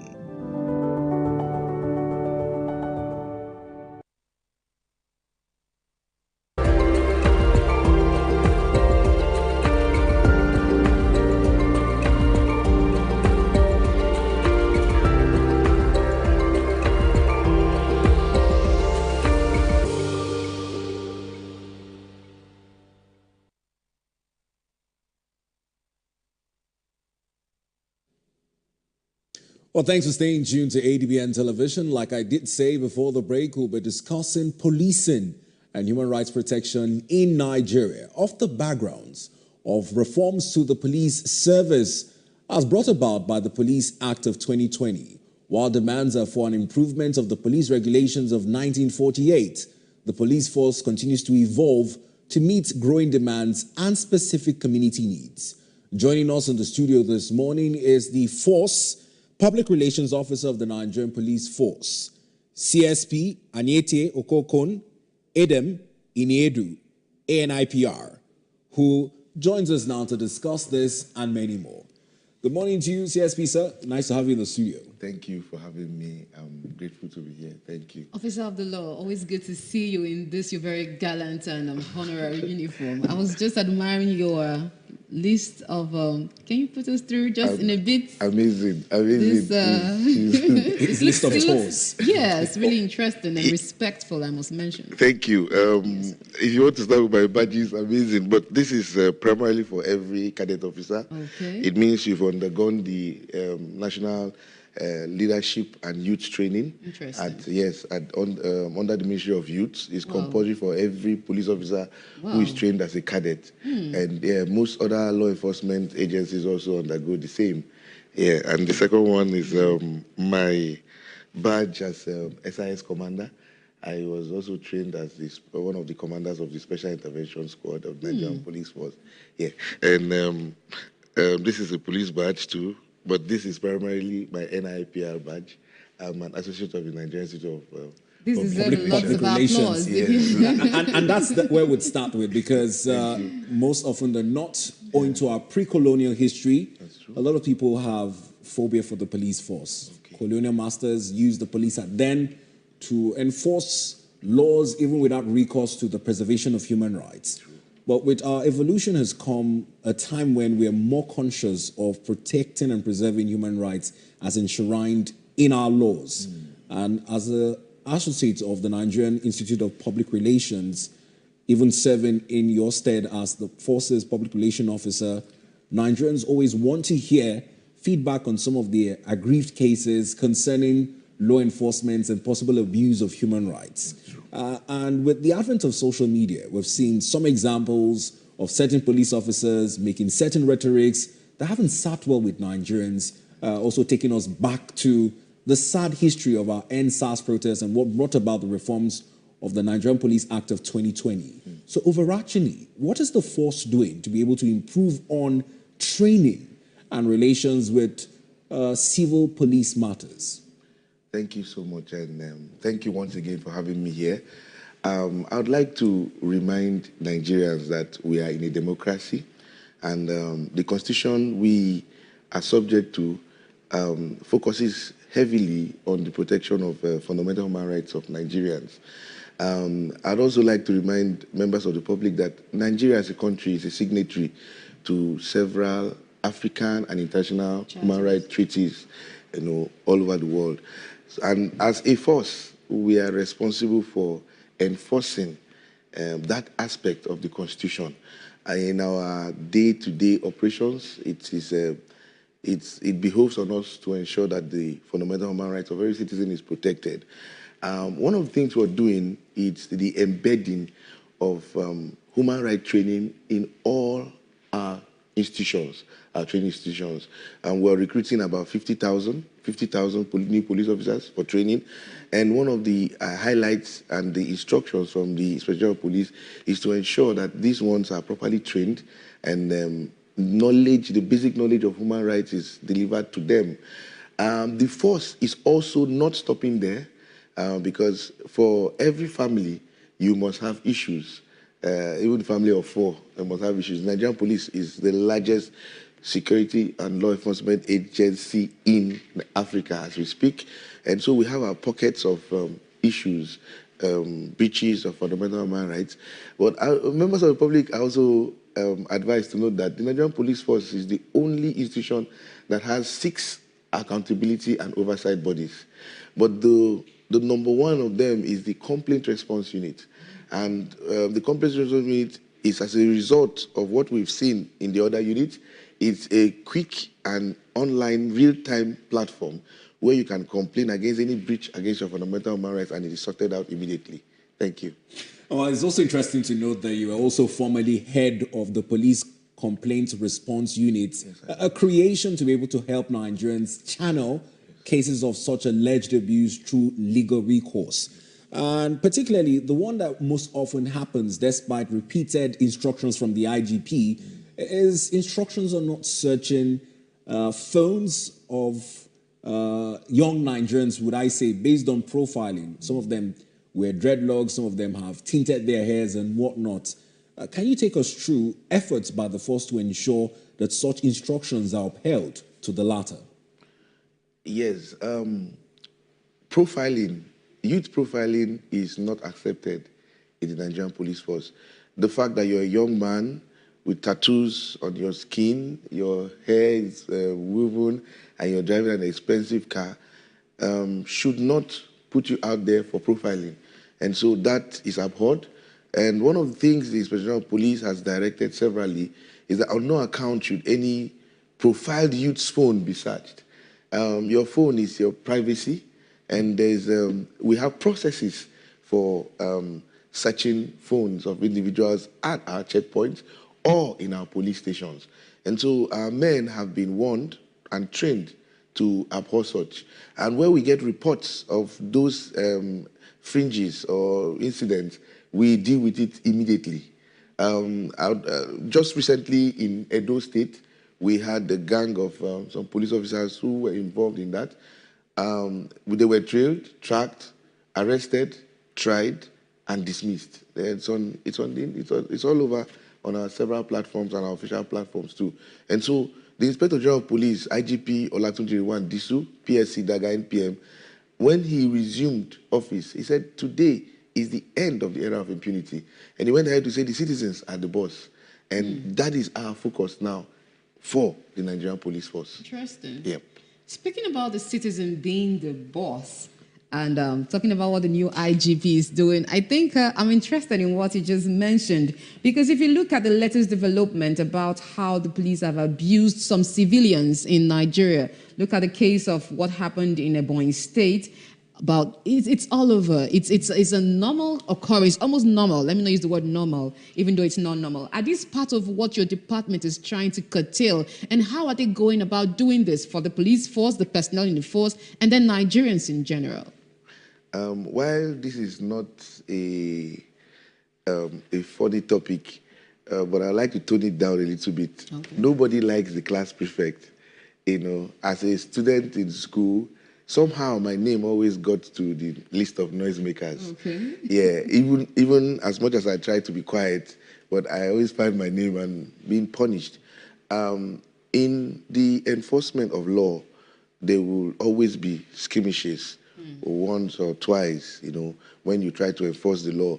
But the law is very specific, and most times we try to educate members of the public, and that's why we come out like this. We are public servants.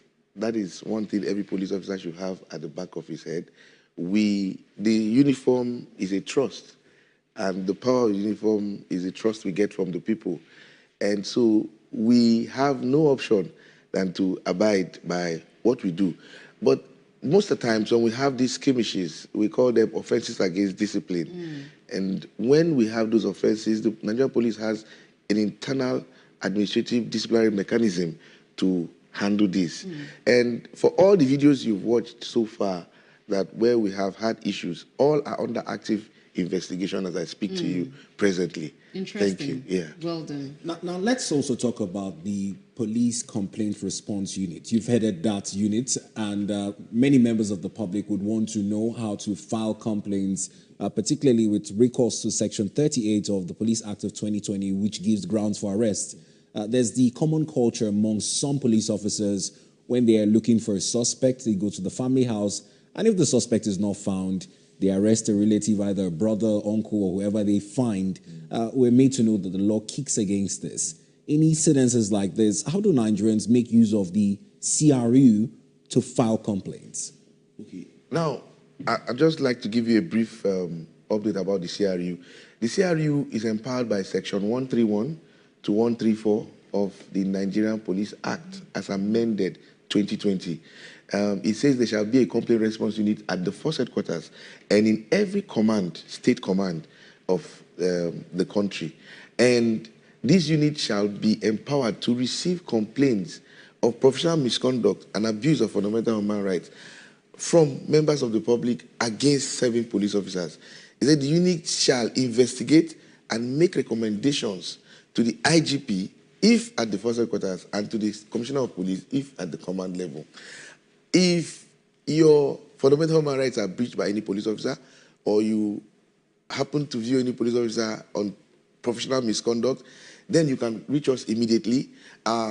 Active lines are 080 57 00000. That's 5 zeros and 1. I'll take it again. Our active lines are 080 57 0 into 5 places and 1. The second number is 080 57 0 into 5 places again. That's 00000 and 2. Okay. So we have 1 and then we have 2. Then the last one, which ends with 3, is for SMS and WhatsApp only. That's 080 57 00000 and 3. And then we're also very active on X. On X, you can get us at policeng_CRU. At policeng_CRU. Yeah. And if you, with a 24-hour service, so even if you call now, there are people on standby, officers on standby to receive your call and to deal with your complaints immediately. And where we can't deal with it immediately, we escalate and get approval from the Inspector of Police to go into a full investigation. Thank you. CSP, there is this question that tons of Nigerians have been wondering how to get about it. You know, as you're saying these things, there are persons, we must be sincere, that are on the highway facing some abuse from some unscrupulous, sorry to use that word, police officers. Now, given a situation where a traveler is on the highway and they're faced with an illegal demand from a police officer, let's say an instance where they ask to bring out their phone for search and all of that, in that very particular instant, what would you advise a Nigerian should do prior to when they're able to reach out to the CRU? Now, there are different kinds of complaints, and no two complaints are the same. What we advise members of the public is to assess the situation and safety first. And so if it's a place where, a location where you can make a call, we advise them to make a call. If you're at a location where you can't make a call, we advise them to take the details of that location, the names on the officer's tags, the names on their vehicle, the actual point where this happened, because all our men are properly posted to their assignments. So we have those records. An incident happened yesterday in one of our highways, and someone was stopped and he was asked to provide his papers, custom papers. The Nigerian police has no business with custom papers, and he politely said, "Sir, I would like to call Abuja to confirm if what you're doing is right." And the officer obliged him, and he called, and we were able to speak to the officer and let him know that, no, you have no right to ask for that document. And the driver was let go.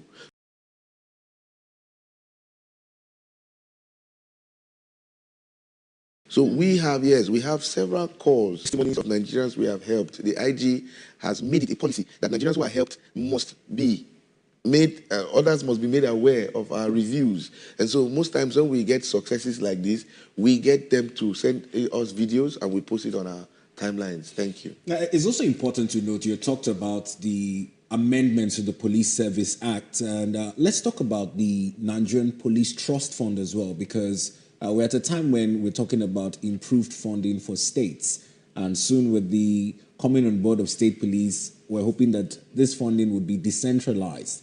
The sunset clause for the Nigerian Police Trust Fund was removed, and the allocations increased from 0.5% to 1% of the Federation accounts.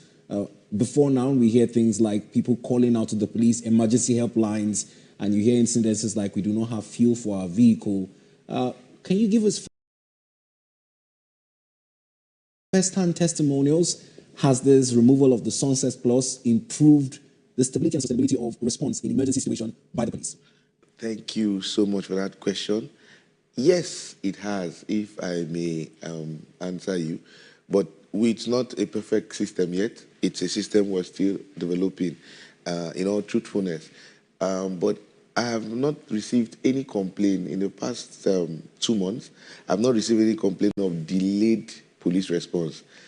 Members of the public should also know that police inaction is also an offense. So if there is any delayed response, you can report that. However, I have not received any complaint of delayed police response. One of the things the Inspector General of Police has done on assumption of office is cascading adequate strategic information, not just to the commissioners of police, but also to the DPOs at the grassroots level. And so every DPO right now is on their feet to ensure that police service is rendered adequately to our grassroots.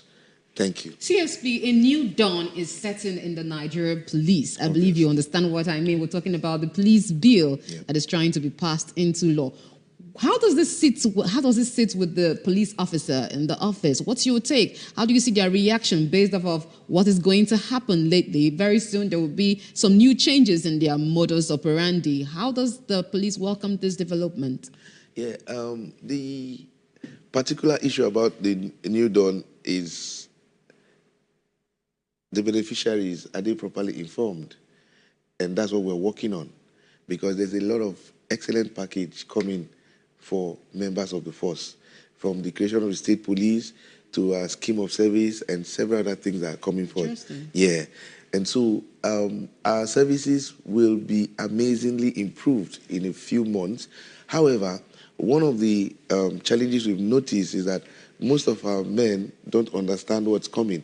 And the IGP has approved that I move around the country, myself and some other senior officers, to inform them and enlighten them on what the government plans for them. Because it's one thing to have a good plan, it's another thing to know what your father has planned for you. CSP, I have a follow-up question. When you say they don't know what's coming, they don't understand. Hope is not in the place of educational-wise, and that's one leg. I asked the former analyst who was here before you came in, we're talking about how does this tell on the improvement on the the quality of personnel being recruited into the military? You also spoke about 50,000 recruits being brought into the police system. How does that tell on the educational background of the police officer that is to be recruited in the police force? Are we still going to be seeing WAEC holders, secondary school dropouts, or are we going to be having quality men with quality educational background? Yes. Let's know what's going to be. Thank you. For that, you must understand that there are several entry cadres into the police force, and every cadre has its qualification. Yeah, for our recruits, we have a different qualification for them. For the officers, we have a different qualification, and for the inspectors, we have a different qualification. However, one of the, just like you said, the new dawn has come. One of the things, one of the benefits of the new package we're getting from the government is the upgrading of our institutions, our training institutions. And so our training institutions, one thing the government has done for us that is quite amazing is our training institutions get their funding now directly from the government. Interesting. Yes. So a lot is being done to upgrade the services and training. So we're not just going to have just one-off training for our intakes and then we push them out. No, we're having a system now where we have repeated trainings, repeated, upgrades. And specialized trainings. Repeated trainings and upgrades and developmental programs for them.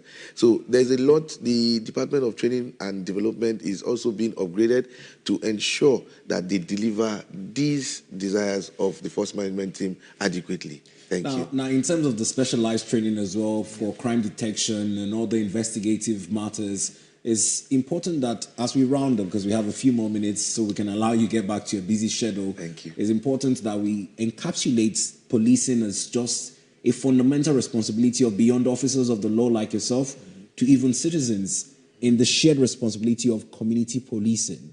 What's your call to Nigerians as it requires the provision of intelligence and timely information to help abate or prevent crime? Thank you so much for that question. There's what we call human intelligence, HUMINT. In community policing, HUMINT is very important.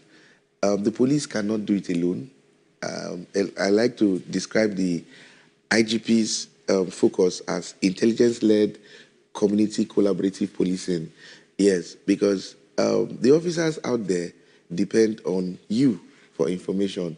Yeah, every citizen knows its community, and they know who lives there and what they do. And so our slogan most times is, if you see something, say something. The police is not a magician, but we're also building that trust and confidentiality with members of the public. So if you let us know what's happening, we're able to hit immediately and get our streets safe from all these bad guys on our streets. Yes, we're talking about saying something, seeing something, and saying something. Yeah. Thank you. I was trying to ask, what is the synchronization going to be from the states to the federal? Let's say there is a case that was carried over all from the state up to the federal. Is there some form of synchronization so that the person do not have to start suffering issues about repeating or filing your case from the very beginning? Like, what is it? Give us some light, shed more light on how is the policing going to be improved, the structure from the states to the federal? Is there some unification as it pertains to cases being reported? Yeah, there's nothing to fear concerning the emergence of the state police if you were still putting a lot together.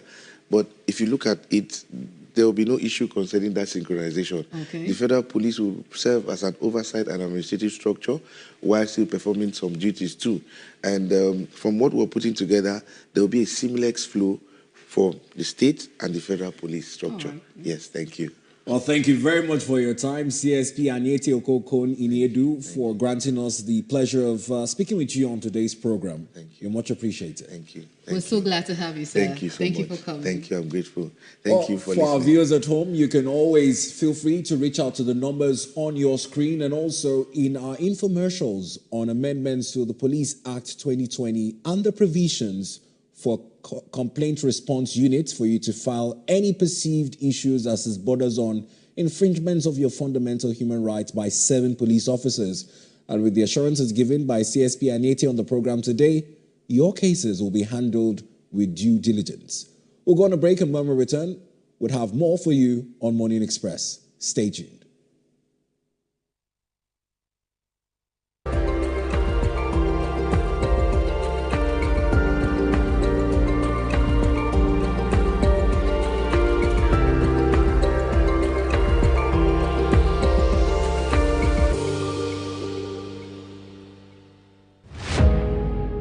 Every day, across forests, highways, towns, and villages, brave men and women stand watch so that Nigeria can sleep. They leave their families behind, confront danger head-on, and make sacrifices many of us will never see. Yet, the enemies of our nation continue their assault. They target our children. They murder innocent citizens. They force families on their homes. They turn thriving communities into places of fear and uncertainty.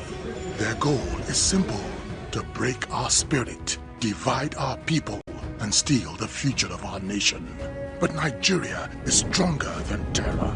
As we demand greater accountability, stronger security measures, and more effective action from those entrusted with our safety, we must also play our part. Support our security forces, salute their gallantry, stand with those who stand for us. If you see something, say something. Let us be our brother's keeper. We must never surrender to fear, despair, or hopelessness. This is not the time for division, not by tribe, not by religion, not by region, not by political party. Because terror recognizes no ethnicity, no faith, and no ideology. Its enemy is all of us. And together, united as one people, we can defeat it. For our children, for our communities, for our future, for Nigeria. Join the movement. Stand for our country. Stand for one another. Hashtag Unite Against Terror. Every second, a story breaks. President Bola Ahmed Tinubu has formally presented the 2026 appropriation bill to the National Assembly. The nation reacts. The world shifts. History moves in real time. Before the noise, before the opinions. One screen keeps you connected. From the headlines shaking the nation to the stories everyone talks about tomorrow. Stream anytime, anywhere. When the story matters, you know where to turn. ADBN. A part of you. Did you know vote buying and vote selling is a criminal offense? Under Nigerian law, the punishments for vote buying and selling includes a fine of 5 million naira, a 2-year jail term, or both. Through strict legislative updates to the repealed Electoral Act 2022 ahead of the upcoming general elections, the National Assembly significantly stiffened these penalties.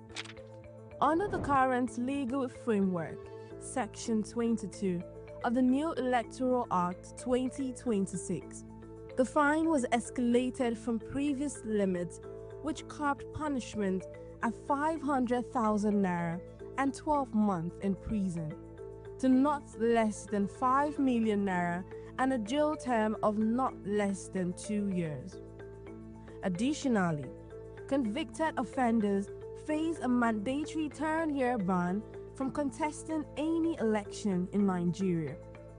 The stiffened penalties apply explicitly to anyone who unlawfully possesses a voter's card, sells or attempts to sell a voter's card, buys or offers to buy a vote, or sells and offers to sell a vote. All voters are advised against selling their votes. If votes don't count, who would try to buy them?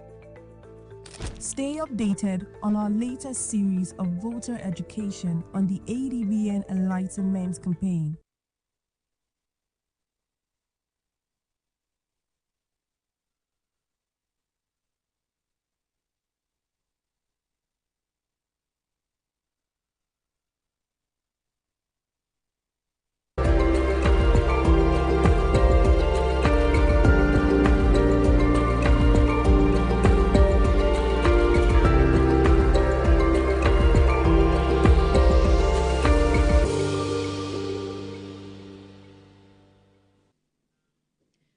You're welcome back from that very wonderful break. And you must agree with me that the last segment that just concluded was very incisive for Nigerians. And I hope you were part of it so that you've gotten that information that is very, very pertinent as a Nigerian. Talking about the interview we had on CSP Aniete Okokon Iniedo, the first public relations officer here in Abuja. Moving over to our next line of discussion, we'll be talking about digital tax administration. And to do justice on this topic, we have a very incisive guest, Stephen Wachuku, who is a tax expert that will be talking about strengthening tax compliance in Nigeria and also future of digital tax administration in Nigeria. Good morning, sir, and good to have you on the Morning Express. Good morning. Always my pleasure. Okay. Well, Mr. Stephen Wachuku, thank you for always obliging us when we beckon on you. And let's get straight into it. With the new tax administration, the NRS is also looking to digitize the process to curb any loopholes in our tax collection. Talk us through some of the deadlines and the digital drive as envisioned by the Nigerian Revenue Service.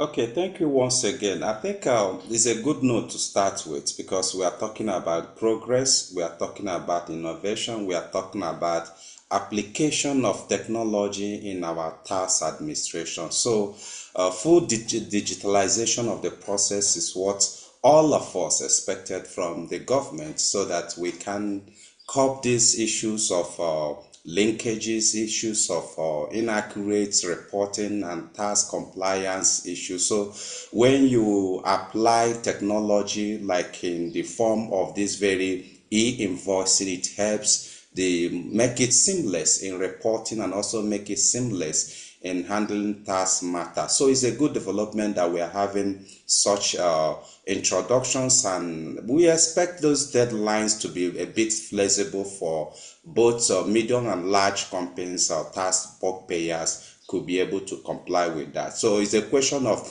making available the relevant devices, softwares, modifying it and moving away from those paperwork to more digitalized process and collection or even application of such very transactions that may occur between B2B or even B2C and B2G. That is, B2B is business to business, B2C is business to customers, and B2G is business to government, because government is also in line of business. You have transactions that you can also engage government agencies, so that such is being digitally and electronically reported in such invoices, so that we can cope, like I said earlier, shortages, linkages that may occur when you apply the manual and the paper form of invoicing.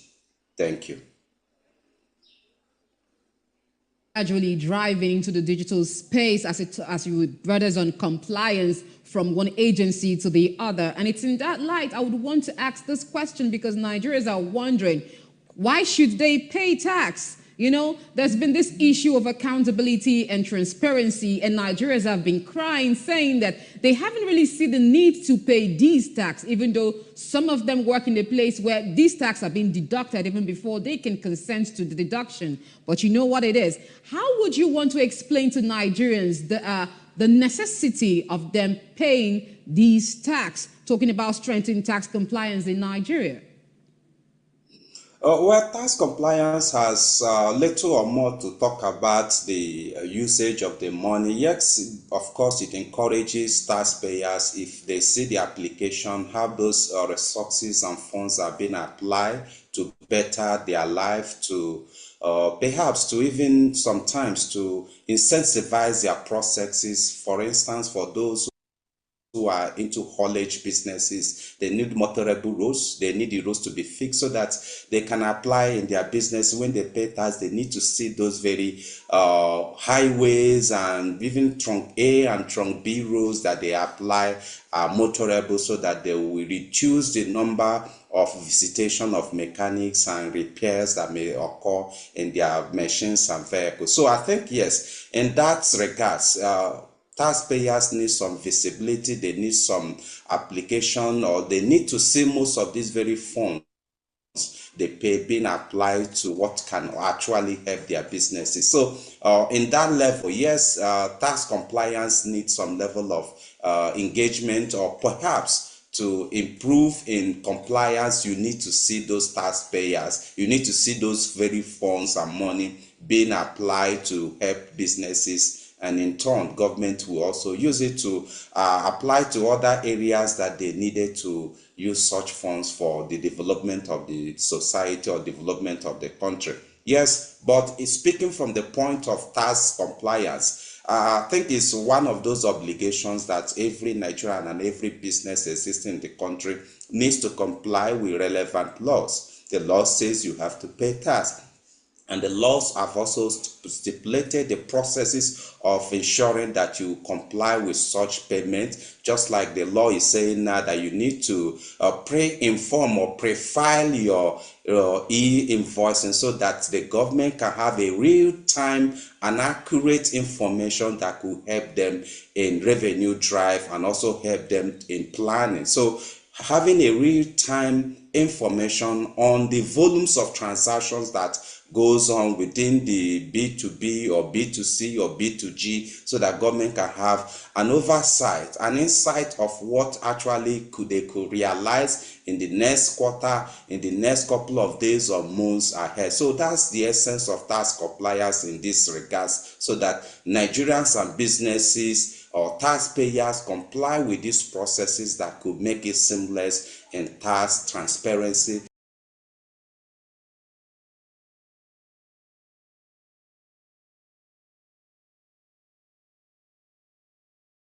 In tax accountability and to the business owners. Thank you. Mr. Steve Machuku, let's talk basically on the compliance deadline, because the compliance deadline as issued by the Nigerian Revenue Service was July 31st for the onboarding of large taxpayers whose annual turnover exceeds 5 billion naira. Now, following the close of this window, what are some of the statutory penalties that will be served to defaulters? Okay, first, let me look at it from the perspective of the tax administrator, and I will look at it from the perspective of analysts, possibly from the eyes of those taxpayers. First, this is a law, this is a guideline, and the tax administrator expects taxpayers to comply to the totality of these very guidelines. They also have a deadline of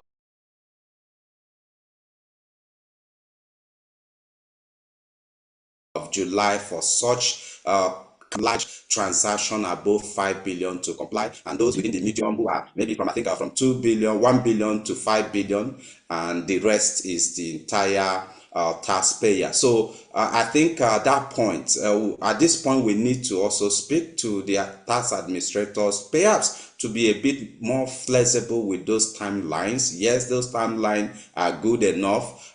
They ought to have met these very timelines as we speak, but they should also be flexible because it requires upgrade. It also required integration of your tax collection invoicing process to a new model, which perhaps some companies, it may take them time, it may cost them finances to upgrade those systems and softwares that could capture from perhaps you have been using the manual, the paper invoicing. Now you require to upgrade your system so that you can be able to capture such transactions electronically. That's what it simply implies. So we need time. And also, if you're looking at it from the perspective of those who are also paying tax, you may also think that, yes, we may have limited service providers, those who can help them upgrade their system to comply with this new model, comply with this new process set out by the Nigerian Revenue Service Commission. So I think, like I said again, the administrator needs some level of flexibilities and shifting of such deadlines and timelines so that they can accommodate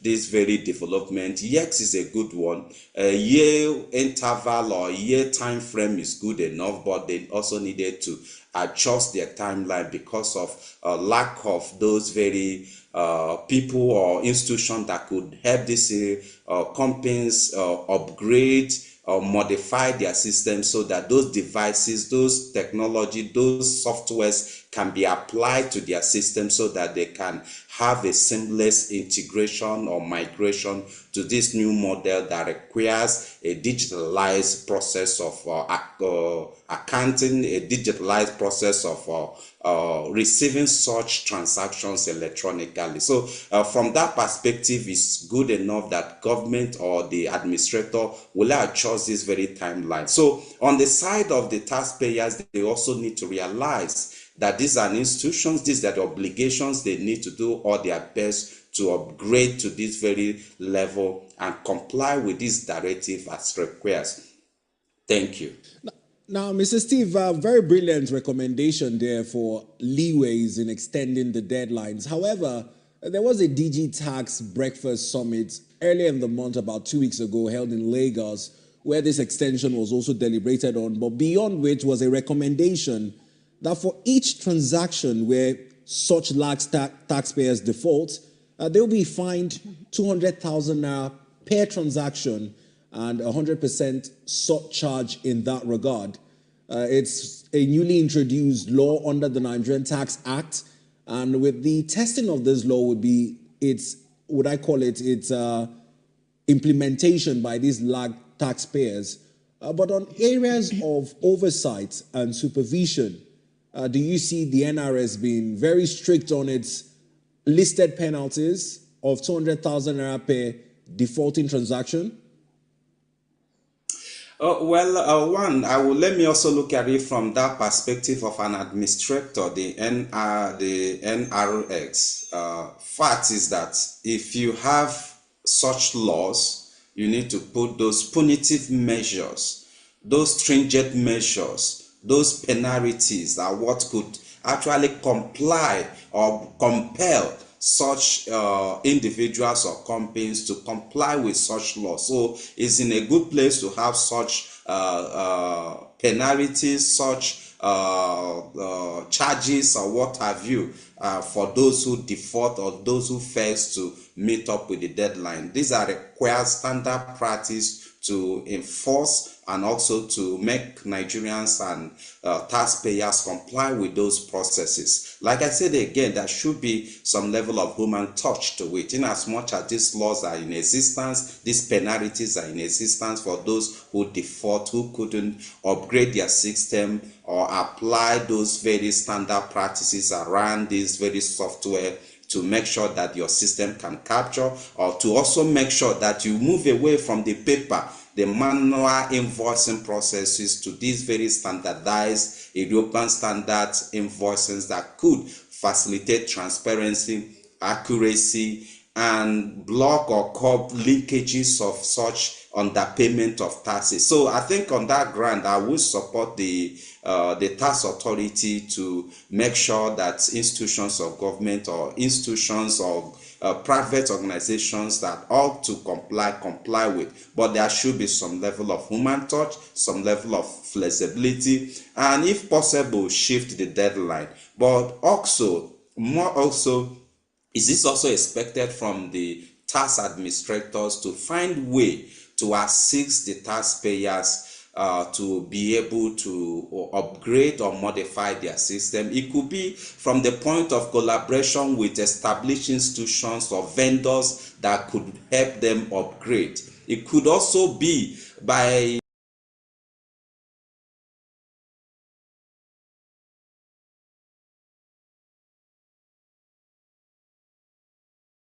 incentivizing the much that they could not be able to upgrade or modify their system. So I think such collaborations or such interventions from the tax authority will actually help, but not just the penalties. It should also be some level of assistance from them to make sure that the process is seamless, migration and also modification of such systems are done seamlessly.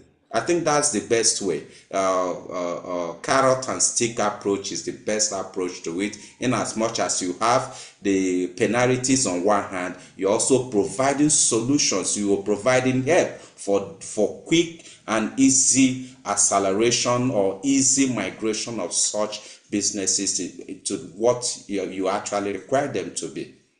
Thank you. We are aware that on the 3rd of August, that was yesterday, that the NRS officially released a comprehensive guideline on the taxation of virtual assets.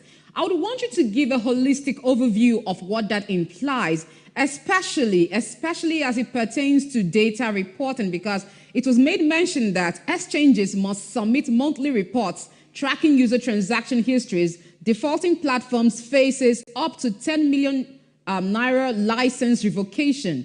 Could you throw more light on the guidelines? First and foremost, I think I would say the Nigerian Revenue Service was quite quick to come up with such information, although they are preliminaries in the sense that recently the president inaugurated or established a council, a presidential council that will perhaps streamline, identify and classify what actually should be a virtual asset. But like I said again, maybe it's a preliminary, a guide and reporting, and not actually in identifying them, because this council is here to come out to specifically speak in details what actually classifies and who should be responsible for what within this very virtual asset. But it's a good one that we have a guide that will, comply some level of maybe, like you said, monthly or quarterly reporting of such transactions, and basically also to identify such or to bring such transactions to the taxable process or taxable bracket of our Nigerian tax system, so that we can also have some revenues accrue from such transactions. Yes, digital assets, virtual assets is the new, will I say, the new economy these days. And I'm happy also that the Nigerian economy has actually recognized this very sector and is part of our economy now and is contributing to our GDP. So we also need to integrate them into the tax process so that we don't lose such revenues that may come from such activities. It's a good one. We have a guideline, but we also need some level of specification. We need a level of classification. We need some level of clarity to know what belongs to virtual assets. Thank you. All right. It's also interesting to know that you have that information stating that it's still upcoming. So given this information about how the NRS is trying to grow from manual to digital processing, what do you hold of its future, talking about the digital processing of tax administration in Nigeria? It's a good one. I'm one of those advocates strongly advocating for integration or migration to the application of technology in our tax process. We need to limit or totally remove human hands in collection of taxes so that we can block those leakages, because multiple human hands is also multiple losses. So we should leverage in technology to make sure that we have more revenue accrue from tax collections. So it's a good process. So all processes that leads to tax payment, tax identification, the processes that even leads to the transaction itself need to be digitally captured. Yes, of course, the new tax law, the new tax administration law of Nigeria actually somehow have elevated this conversation to a standard practice. Now, Nigeria knows as much that government has a footprint, a digital footprint of our transactions. When you make such transaction, whether you're using the electronic or you are using your ATM machines or even whatever you engage on, somehow government has a digital footprint of your business transactions or your transactions. In the sense that you can't evade tax, government has records of that, and that is the help of we are leveraging on technology or leveraging on digital platforms so that we can get more Nigerians within the tax net. It is within the drive of this government to actually increase our tax net from somewhere around 11 or 10.5%. We are actually cruising to about 18%. So it's a good development. All we need, like you asked earlier, is to see the application of this revenue, huge revenues coming from this compliance that we are witnessing Nigerians are getting, either by coercion or by force. Nigerians are getting into the tax system, but we need to see such volumes and resources and revenues being applied in making sure lives is better for Nigerians. Yes, I am one of those advocates who asked and requested that government will the best approach to tax collection is to leverage on technology, application of technology in tax collection, all the processes, even in filing. It also makes it seamless for a taxpayer to be able to file his returns or file his activities. So technology is the best way to collect tax, and it will reduce those shortages, linkages, those who are shortchanging Nigerian government as a result of manual or as a result of human hands application and tax processes. So it's a good one. So government needs to take all avenues, all available process or all available opportunities to integrate technology in our tax system. It's a good one.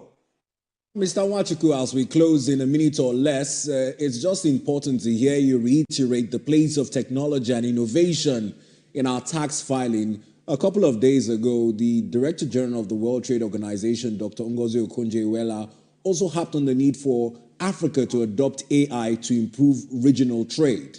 And this brings us to our question on the future of Nigeria's tax administration. Would you also want to see more Nigerian innovators being included in this process of transforming our tax administration, noting that all invoices also need a QR code to validate their fiscal status? That's so that you can hardly vet. You can't be reporting I have a 10 billion transaction while in the real times you are doing more than 14, 15 billion transaction. Or perhaps you are you are doing a 9 billion transactions and you are reporting 12, you actually will pay government 12. So that's the essence of integration of digital process into the tax collection of invoicing of such transactions. So it's a good one.